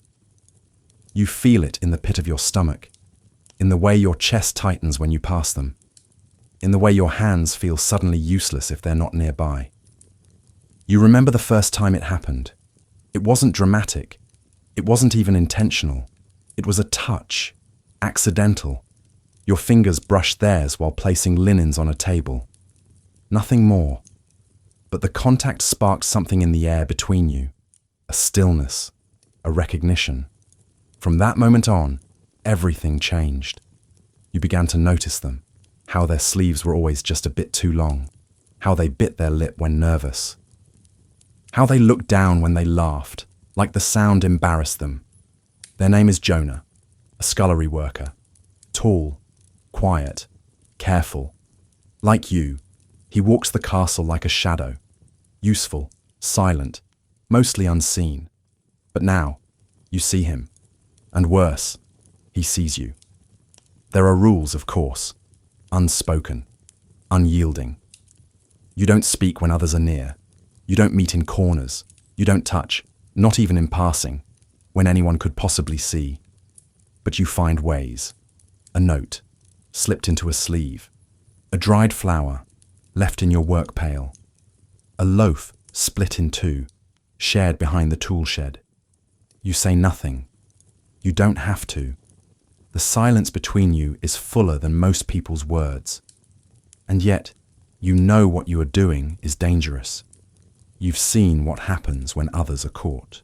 Whispers turn to warnings. Warnings turn to punishments. Punishments turn to disappearances. Even noble love is not free. But yours is something far less acceptable. You've heard the words. Improper. Unsanctioned. Unworthy. They treat affection like infection, as though feelings might spread if left unchecked. And maybe they're right, because it does spread. It fills your thoughts. It softens your edges. It makes even the worst days lighter, knowing there's someone in this place of stone and silence who looks at you not as a tool, not as a task, but as a person. Whole. Real. But joy makes you reckless. One day you linger too long. A glance, too open. A smile, too visible. The steward notices. He doesn't speak. He doesn't have to. Later that night, Jonah is reassigned to the stables. You don't see him for days. When you do, he's quiet, not angry, just smaller, dimmed. You don't ask why. You already know. And so, you build new rules, stricter ones. You nod instead of smile. You pass by without pause. You speak only through tasks. But your heart, your traitorous, stubborn heart, still beats faster when he's near, still aches when he's not. You begin to write. Not letters, you can't risk that, but words, on scraps of cloth, on the inside of your palm. I saw the moon tonight. My fingers still smell of bread. I remember your laugh. You never show them, but somehow he reads them anyway. One day, he leaves something for you. A stone, smooth and round, painted with ash to resemble a face. Yours. You smile for the first time in a week. Not every love ends in tragedy. Not every risk destroys you. Sometimes it simply changes, softens, adapts. You learn how to love quietly, in how you fold napkins knowing he'll be the one to set them out, in how you clean the path he walks each morning just a little more carefully, in how your work slows when you hear his voice just for a heartbeat, then continues, unchanged. Because you cannot be together, not fully, not freely. But love, when honest, does not require freedom to exist. It simply exists, even in stone halls, even in cold rooms, even when you are forbidden to name it. You think of the nobles sometimes, of their arranged unions, their formal vows, their cold hands in jeweled rings. You wonder if they feel what you feel, or if love to them is just another order to follow, another duty to perform. You hope, fiercely, that it's more.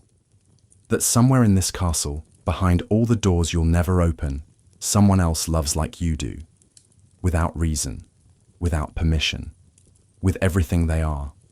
You never say, I love you. You don't need to. You say it in other ways. Be careful. Don't work too late. I saved you the crust. And he answers, I know. Sometimes that's all you need. It slips in like everything else in the castle. Quietly. A whisper passed between two kitchen boys, a murmur near the chapel door, a stable hand who hurries her chores and won't meet your eye. There's talk of movement, of soldiers seen in the distance, of banners raised that don't match those on the walls above your head. At first you don't believe it, or you pretend not to. War feels too far, too large, something for kings and nobles, not for servants with cracked hands and calloused feet. But soon, the signs become harder to ignore. The guards drill more often, not just in the morning, but again in the evening, when the courtyard should be empty.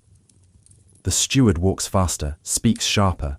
Doors that were once left open now close with soft clicks of iron latches. And then the kitchens begin to change. More salted meat, more bread that keeps, barrels stacked in places not meant for storage. You ask Helda why. She doesn't answer, just says, slice the roots thinner, make them last. That's when you begin to understand. War isn't coming, it's already here. Not with trumpets or fire, not yet, but with silence, with preparation, with the breath the castle draws before holding it tight in its chest. You don't feel fear right away. There's no time for it. You're given new duties. Helping move heavy crates, polishing armor that smells of old sweat and iron, carrying messages across the grounds that must be memorized and then forgotten. Everything accelerates. And in the speed, the fear is pushed aside. Until one morning, you wake to the sound of boots, dozens, marching. Not just the guards, but knights. Men with swords taller than your shoulder, faces hidden behind helmets that glint even in weak light. They pass through the corridor where you're sweeping. You press yourself against the wall. None of them look at you, but one, the last, slows. He sees your broom and nods. You nod back, not in greeting, in recognition, because suddenly you realize war touches everyone, even those with no sword, even those whose only armor is an apron. That night the nobles dine in silence. You serve them. Their words are few, their glances long. You sense it in the air, something cracking beneath the calm. When you return to your cot, you lie awake for hours, listening, waiting. For what you don't know. Maybe nothing, maybe everything. The next day, you are shown how to bar a door, how to extinguish a torch without smoke, how to carry a message hidden in a basket of bread. You're not told why. You're just expected to remember. Jonah appears at your side more often now, not with words, with presence. He walks closer. His hands linger longer. His eyes hold yours in corridors you used to hurry through.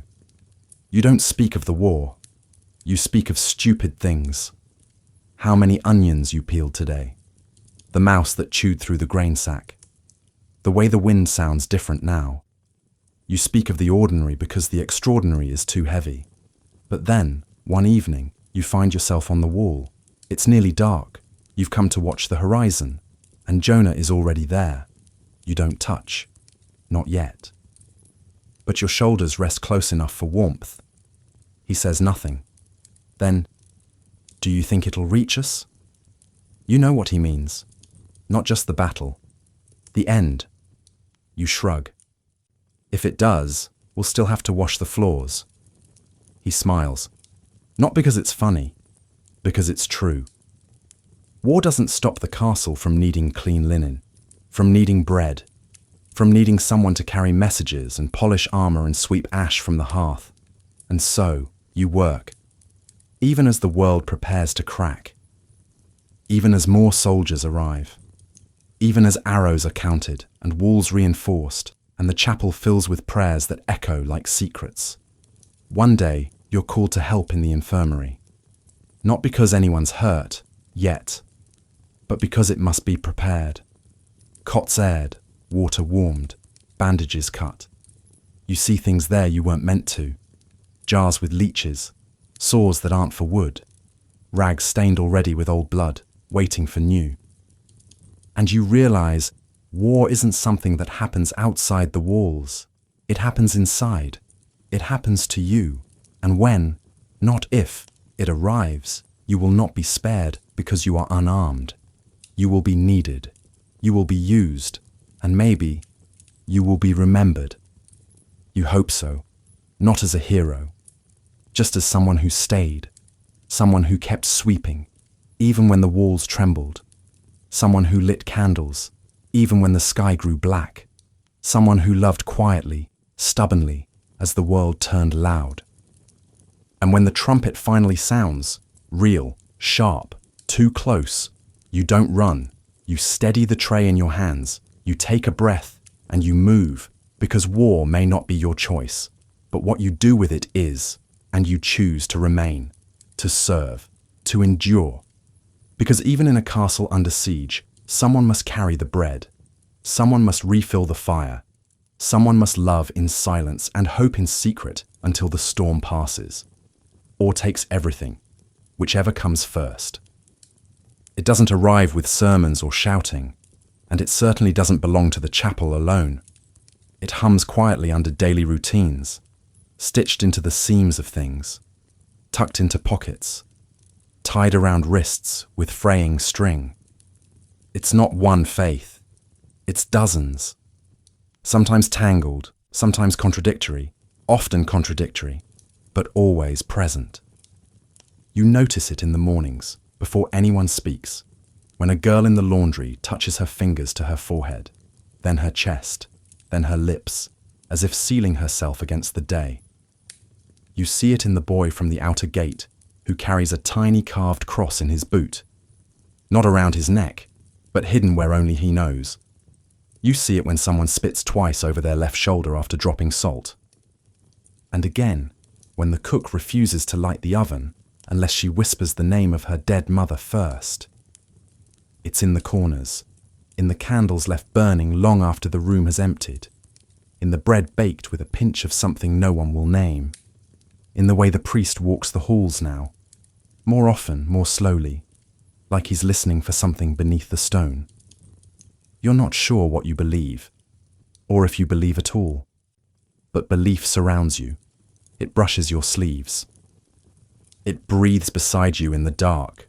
Sometimes it comforts. Other times, it confuses. You've heard the prayers. Some in Latin, unfamiliar and ancient. Others in your own tongue, blunt, desperate, whispered into linens or rain barrels, or the backs of locked doors. Let this child be born safe. Let my brother return. Let no one see what I've done. Faith is not polite here. It's raw, used like soap or vinegar to scrub something from the day that clings too tight. The chapel is rarely empty now. You go sometimes, not to pray, just to sit, to watch the candles melt down to nothing, one after another, like slow hours, to listen to the echoes, footsteps, whispers, the distant creak of wood that sounds too much like breath. The priest speaks to you once. You're not here to confess. It isn't a question. You shake your head. He nods. Then sit anyway. God listens even when you're silent. You don't respond, but you stay. The next night, you return. You light a candle. You say nothing, but something inside you feels heard. Outside the chapel, faith takes other shapes. Jonah carries a pouch with a pebble inside, smooth, flat, worn to a shine from touch. He never explains it.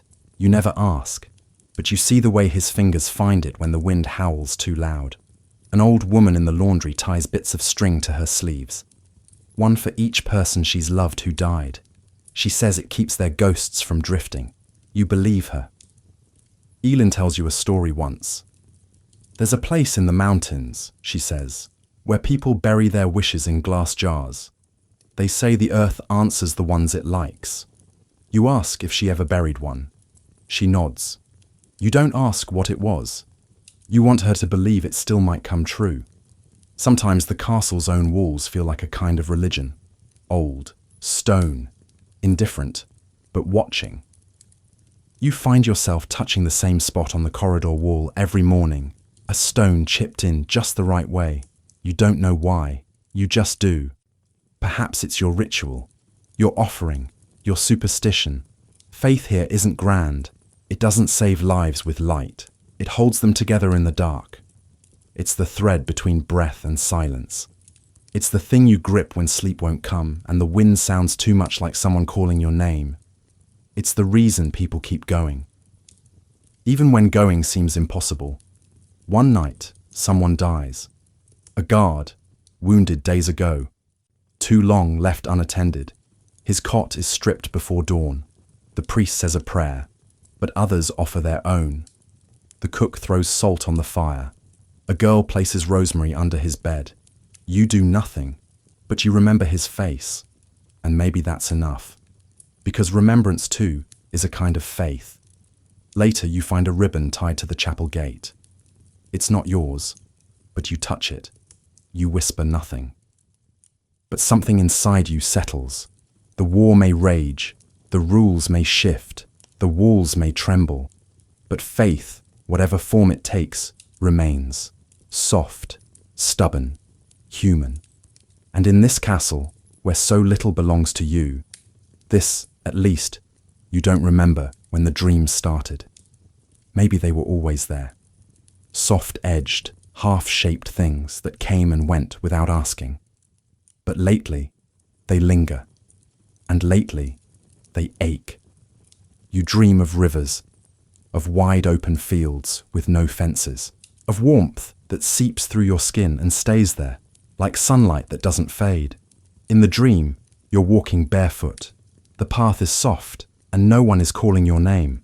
There are no bells, no orders, no eyes watching from above. Just quiet, just breath. Then you wake, and the stone floor meets your soles again. The cold returns, the noise, the weight, but the dream stays, not in your eyes, but behind them. A reminder, a longing, a seed. Because even in a castle that demands everything, some part of you refuses to let go of the things it hasn't had yet. Hope, freedom, a place that isn't built to contain, but to release. You don't speak of these dreams. No one does. But you see the signs. The way Elin stares out the window longer than usual, her hands still wet with soap. The way Jonah lingers at the gate after delivering grain, eyes following the sky like it's leading him somewhere he forgot he was supposed to be. Even Thomas, who never says more than 10 words a day, has started carving birds into his wooden spoons. Birds with wings that stretch wide as if mid-flight. The dreams aren't about where you've been. They're about what you haven't yet dared to imagine. You still wake to the same bell. You still scrub the same floors. But now sometimes your hands move on their own, and your mind goes elsewhere. To a little cottage with a roof that leaks in summer rain, but smells of lavender inside. To a path that leads away from the castle, not in fear, but in invitation. To a life where your name is not called only when something is broken. It's not escape, not really. It's resistance, soft, quiet, sacred. You begin collecting scraps of paper. You find them in corners, discarded notes, torn parchment, blank margins. You don't write anything yet, but you keep them. One night, you write a single word. Elsewhere, you fold it and hide it in your shoe. Just knowing it's there changes something. You start to notice moments that feel almost free. The wind on your face when you climb the tower steps to deliver linen. The scent of rain before it arrives.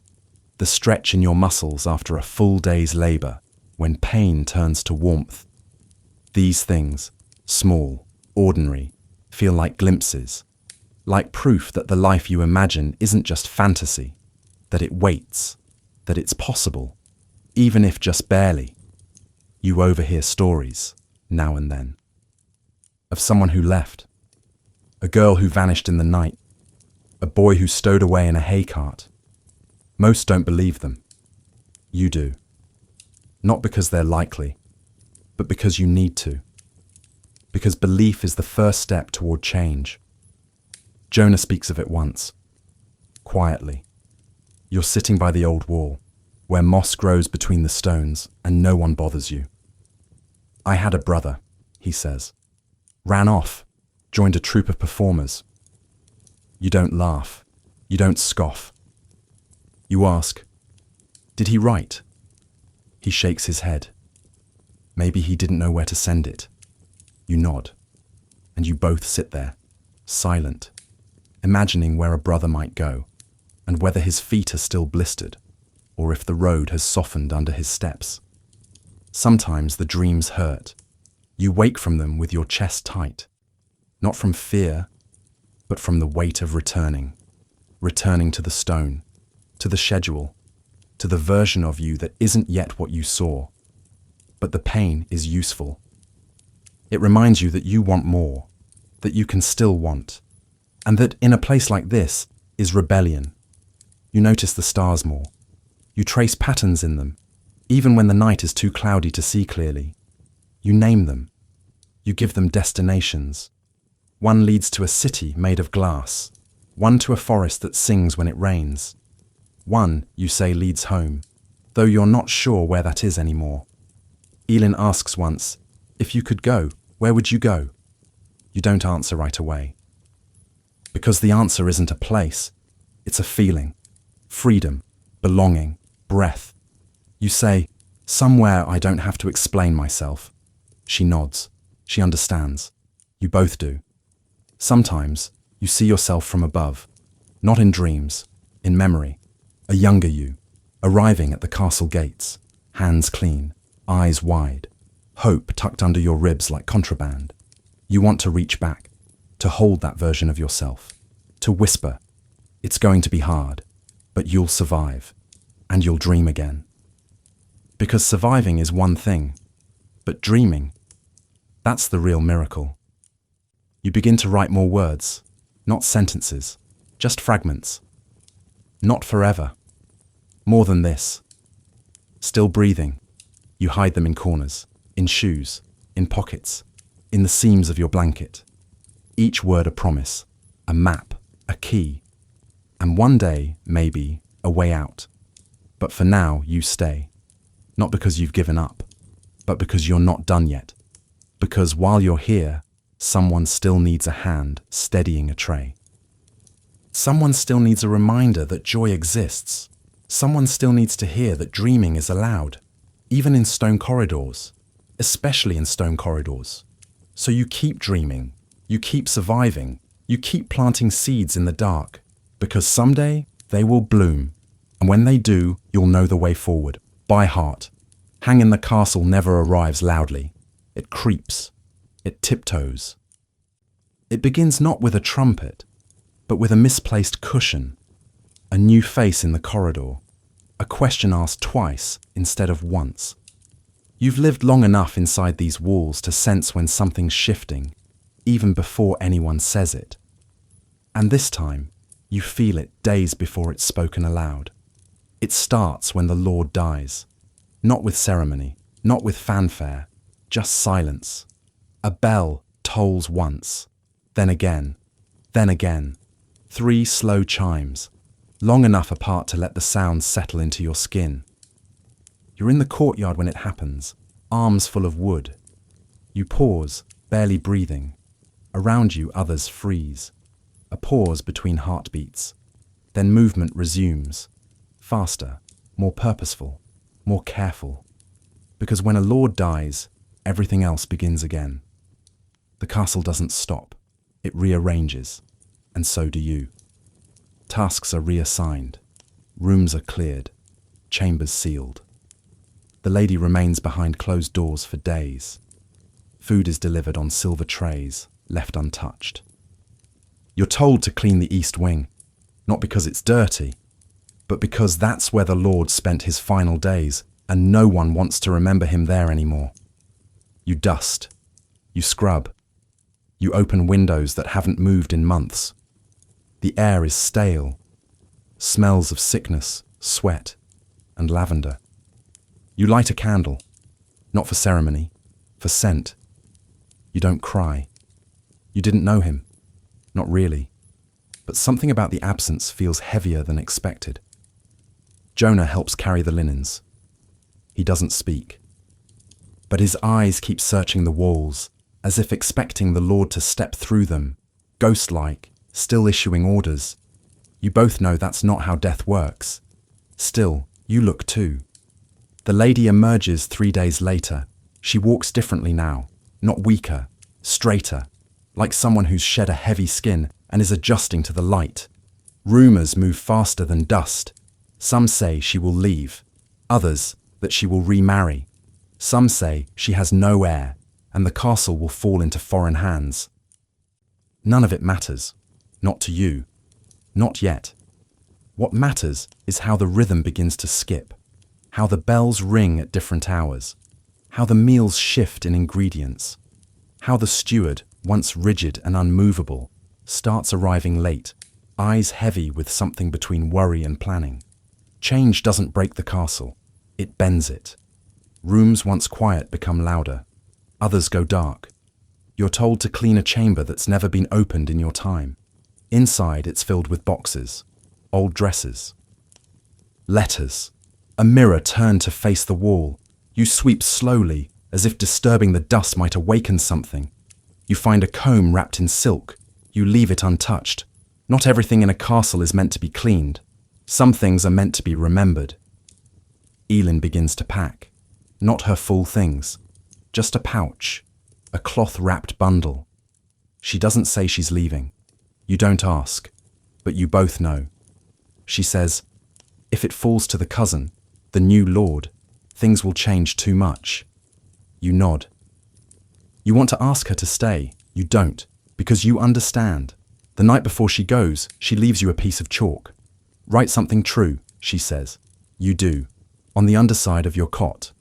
I was here. I mattered. In the morning, she's gone. No goodbyes, just silence. Another absence. but not a loss, a choice. Jonah stays. You ask him why. He shrugs. Still something here that hasn't finished. You don't press, you feel the same. The castle breathes differently now, more anxious, more alert. You clean faster, sleep lighter. Every step feels like a test of ground that might shift. But some things remain. The bread, the fire, the stories told in whispers before sleep. A girl you don't know hands you a ribbon. I found it near the East Tower. Thought you might know who it belonged to. You do. Elin, you keep it. Not as memory, as anchor. You wear it now, on your wrist. As if tying yourself to the part of the castle that still remembers. The cousin arrives 2 weeks after the Lord's burial. He wears the same crest, but everything else is different. He doesn't speak to the servants, doesn't nod, doesn't notice. His boots are louder, his dogs bark more. The halls smell of stronger perfume, of meat cooked rarer, of impatience. You adjust, not because you want to, because you must. Because you know that in a castle, like in all living things, change is not the exception, it's the rule. You find a new rhythm, new tasks, new silences, but the ribbon stays on your wrist. And sometimes, when the bells chime just before dusk, you pause, not to listen, but to remember that everything changes, and you, soft, quiet, unnoticed, are still here, still adapting, still dreaming, still writing your truth in chalk where no one sees.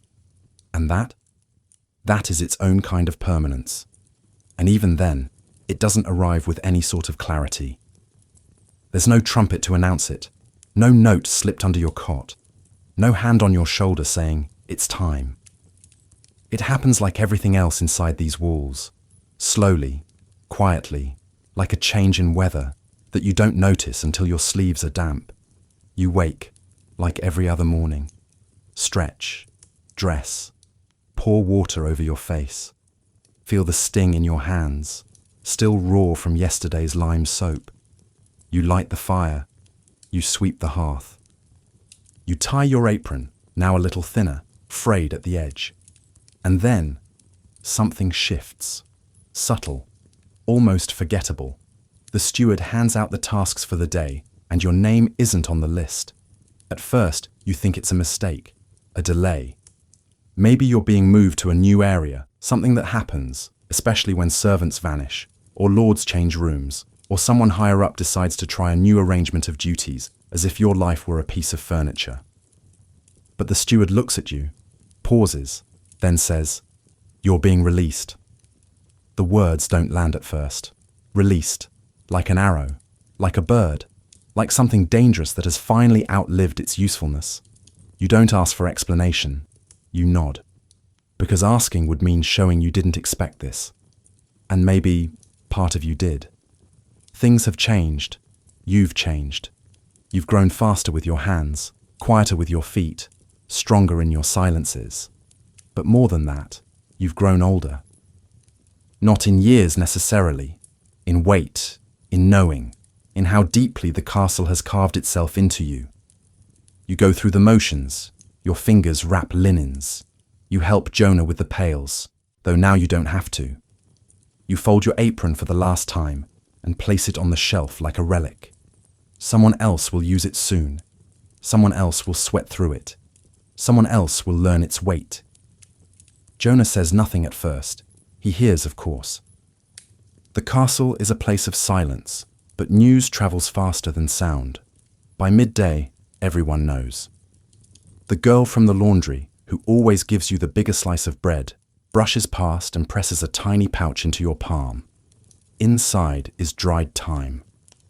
For strength, she says, though she doesn't say it aloud. The old man who used to sharpen knives gives you one. Not for protection, he jokes, but so the future doesn't feel too blunt. And Jonah. He walks with you to the far tower where the storage room needs sweeping. You've swept it 100 times, but this time he stays. He leans against the stone, watching you work. When you finish, you sit beside him. Say nothing for a long time. Then, finally, I thought I'd feel more ready. Jonah doesn't look at you. He picks at the edge of the stone with a fingernail and says, "No one ever is." You glance sideways. "Will you miss me?" It's a cruel question. He answers without hesitation, "I already do." And just like that, you feel everything at once. The ache of arrival, the burn of memory, the weight of all the things you didn't say. You don't cry, not now, not here. But the silence between you thickens. And in that silence, there's a shared understanding. This isn't a goodbye, not really, it's a shift. The same way the sun shifts angles through the windows, the same way footsteps sound different when the stone is wet. You leave at dusk. There's no ceremony, no speech, no final meal in your honor. You carry nothing but a small bundle, tied with frayed cloth. Inside it, the chalk Elin gave you. A piece of bread from the kitchen, still warm. The wooden token Jonah carved, shaped like a bird. The ribbon. You don't take a souvenir from the castle itself. You don't need to. It's already inside you, etched into your fingertips, pressed into your back, folded into your memories like the smell of tallow and ash. As you pass through the gates, you pause, not because you're uncertain, but because you want to mark this moment. You glance over your shoulder, just once. The sky above the towers is pink with evening. Smoke rises from the chimney. Voices hum through the air like lullabies made of routine. You will not return. You know this. Castles are not places one comes back to. They are passed through, endured, remembered. You walk, step by step, through the last corridor.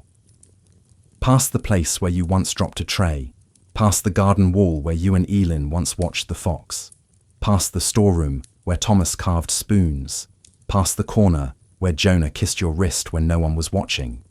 Your steps are steady, your breath is sure.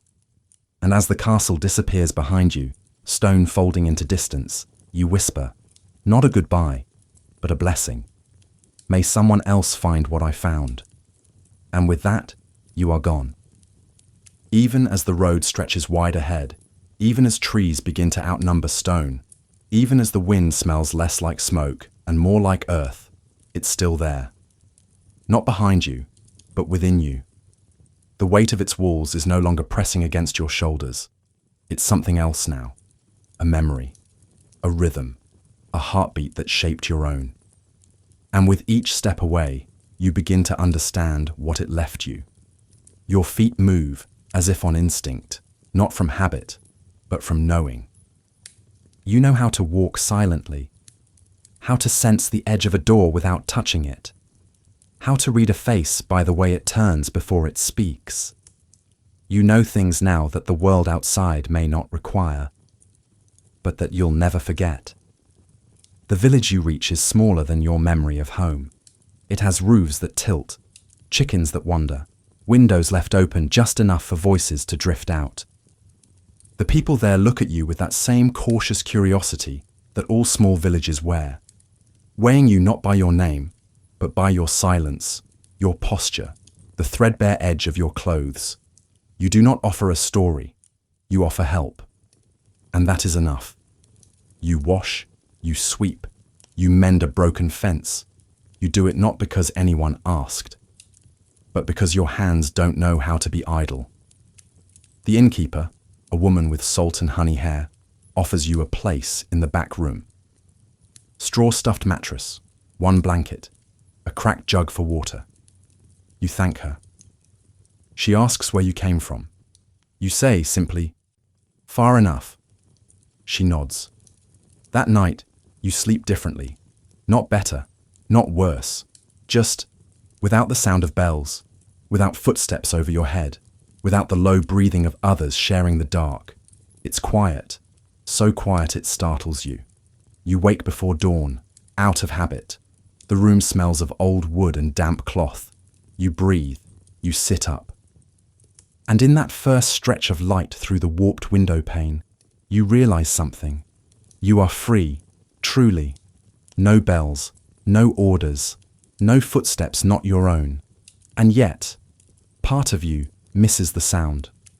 Not because you want to return, but because the sound made sense. It told you who you were, what was expected, when the day began. Out here, the day begins with you. You make the choices now. You decide when to eat, when to move, when to speak. And this freedom, so longed for, is not as light as you imagined. It has weight, but it's yours, entirely. You find ways to fill the hours, fixing things, helping when asked, listening more than speaking. The villagers begin to know you, not by your story, by your presence. Someone asks if you've ever worked in a noble house. You say yes. They nod, respectful, and that's all. One afternoon, you walk beyond the village, into the woods, not far, just enough to breathe without edges. You sit on a rock warmed by the sun and listen. No walls, no echo, no orders, just birds, wind, a stream nearby, gurgling like laughter. You take the ribbon from your wrist, faded now but still soft, and tie it to a low branch. Not to let it go, to plant it, to say, I was here too. Days pass, then weeks. You begin to write, not for anyone else, just for you. Memories, moments, truths too small to tell aloud. I once scrubbed the Lord's stair in silence, and it gave me peace. I feared a man who never touched me, only looked. I loved someone who held my hand for exactly 3 breaths. You write them not to explain, but to remember, because memory is not just looking back, it's carrying forward. You carry the castle not as burden, as root, as stone underfoot that taught you how to stand. One morning, a child asks what your name means. You pause. It's been so long since someone asked. You say the name. It feels unfamiliar on your tongue, then familiar again. Then entirely your own. You smile, and in that moment you realize the castle didn't steal who you were. It taught you who you are, by showing you what you're not, by pushing until all that remained was real. You still dream of corridors, of footsteps, of linen folded perfectly into thirds, but also of rivers, of soft beds, of voices that speak not to command, but to welcome. You dream of Jonah, not always clearly, but enough. You hope he stayed, or left, whichever brought him closer to peace. Sometimes when the wind is right, you hear laughter in the trees. You laugh back, because here nothing watches, but everything listens. You build a new rhythm. Wake, work, breathe, rest. But this one is yours. You own every part of it, even the parts that ache, even the parts that still carry echoes. And as seasons shift, as snow softens into spring and rain into bloom, you begin to see yourself not as someone who escaped, but as someone who emerged, transformed, not erased, alive. One night, by candlelight, you write one final thing on the back of your paper scraps. It's not a memory. It's not a plan. It's a promise. To all who walk behind me, you are more than the walls that try to hold you. You fold it, place it in the pouch with the others, and sleep. This time, without dreaming. Because now, you are not waiting. You are living, freely, completely. Your story, no longer whispered in stone corridors, but sung in open air.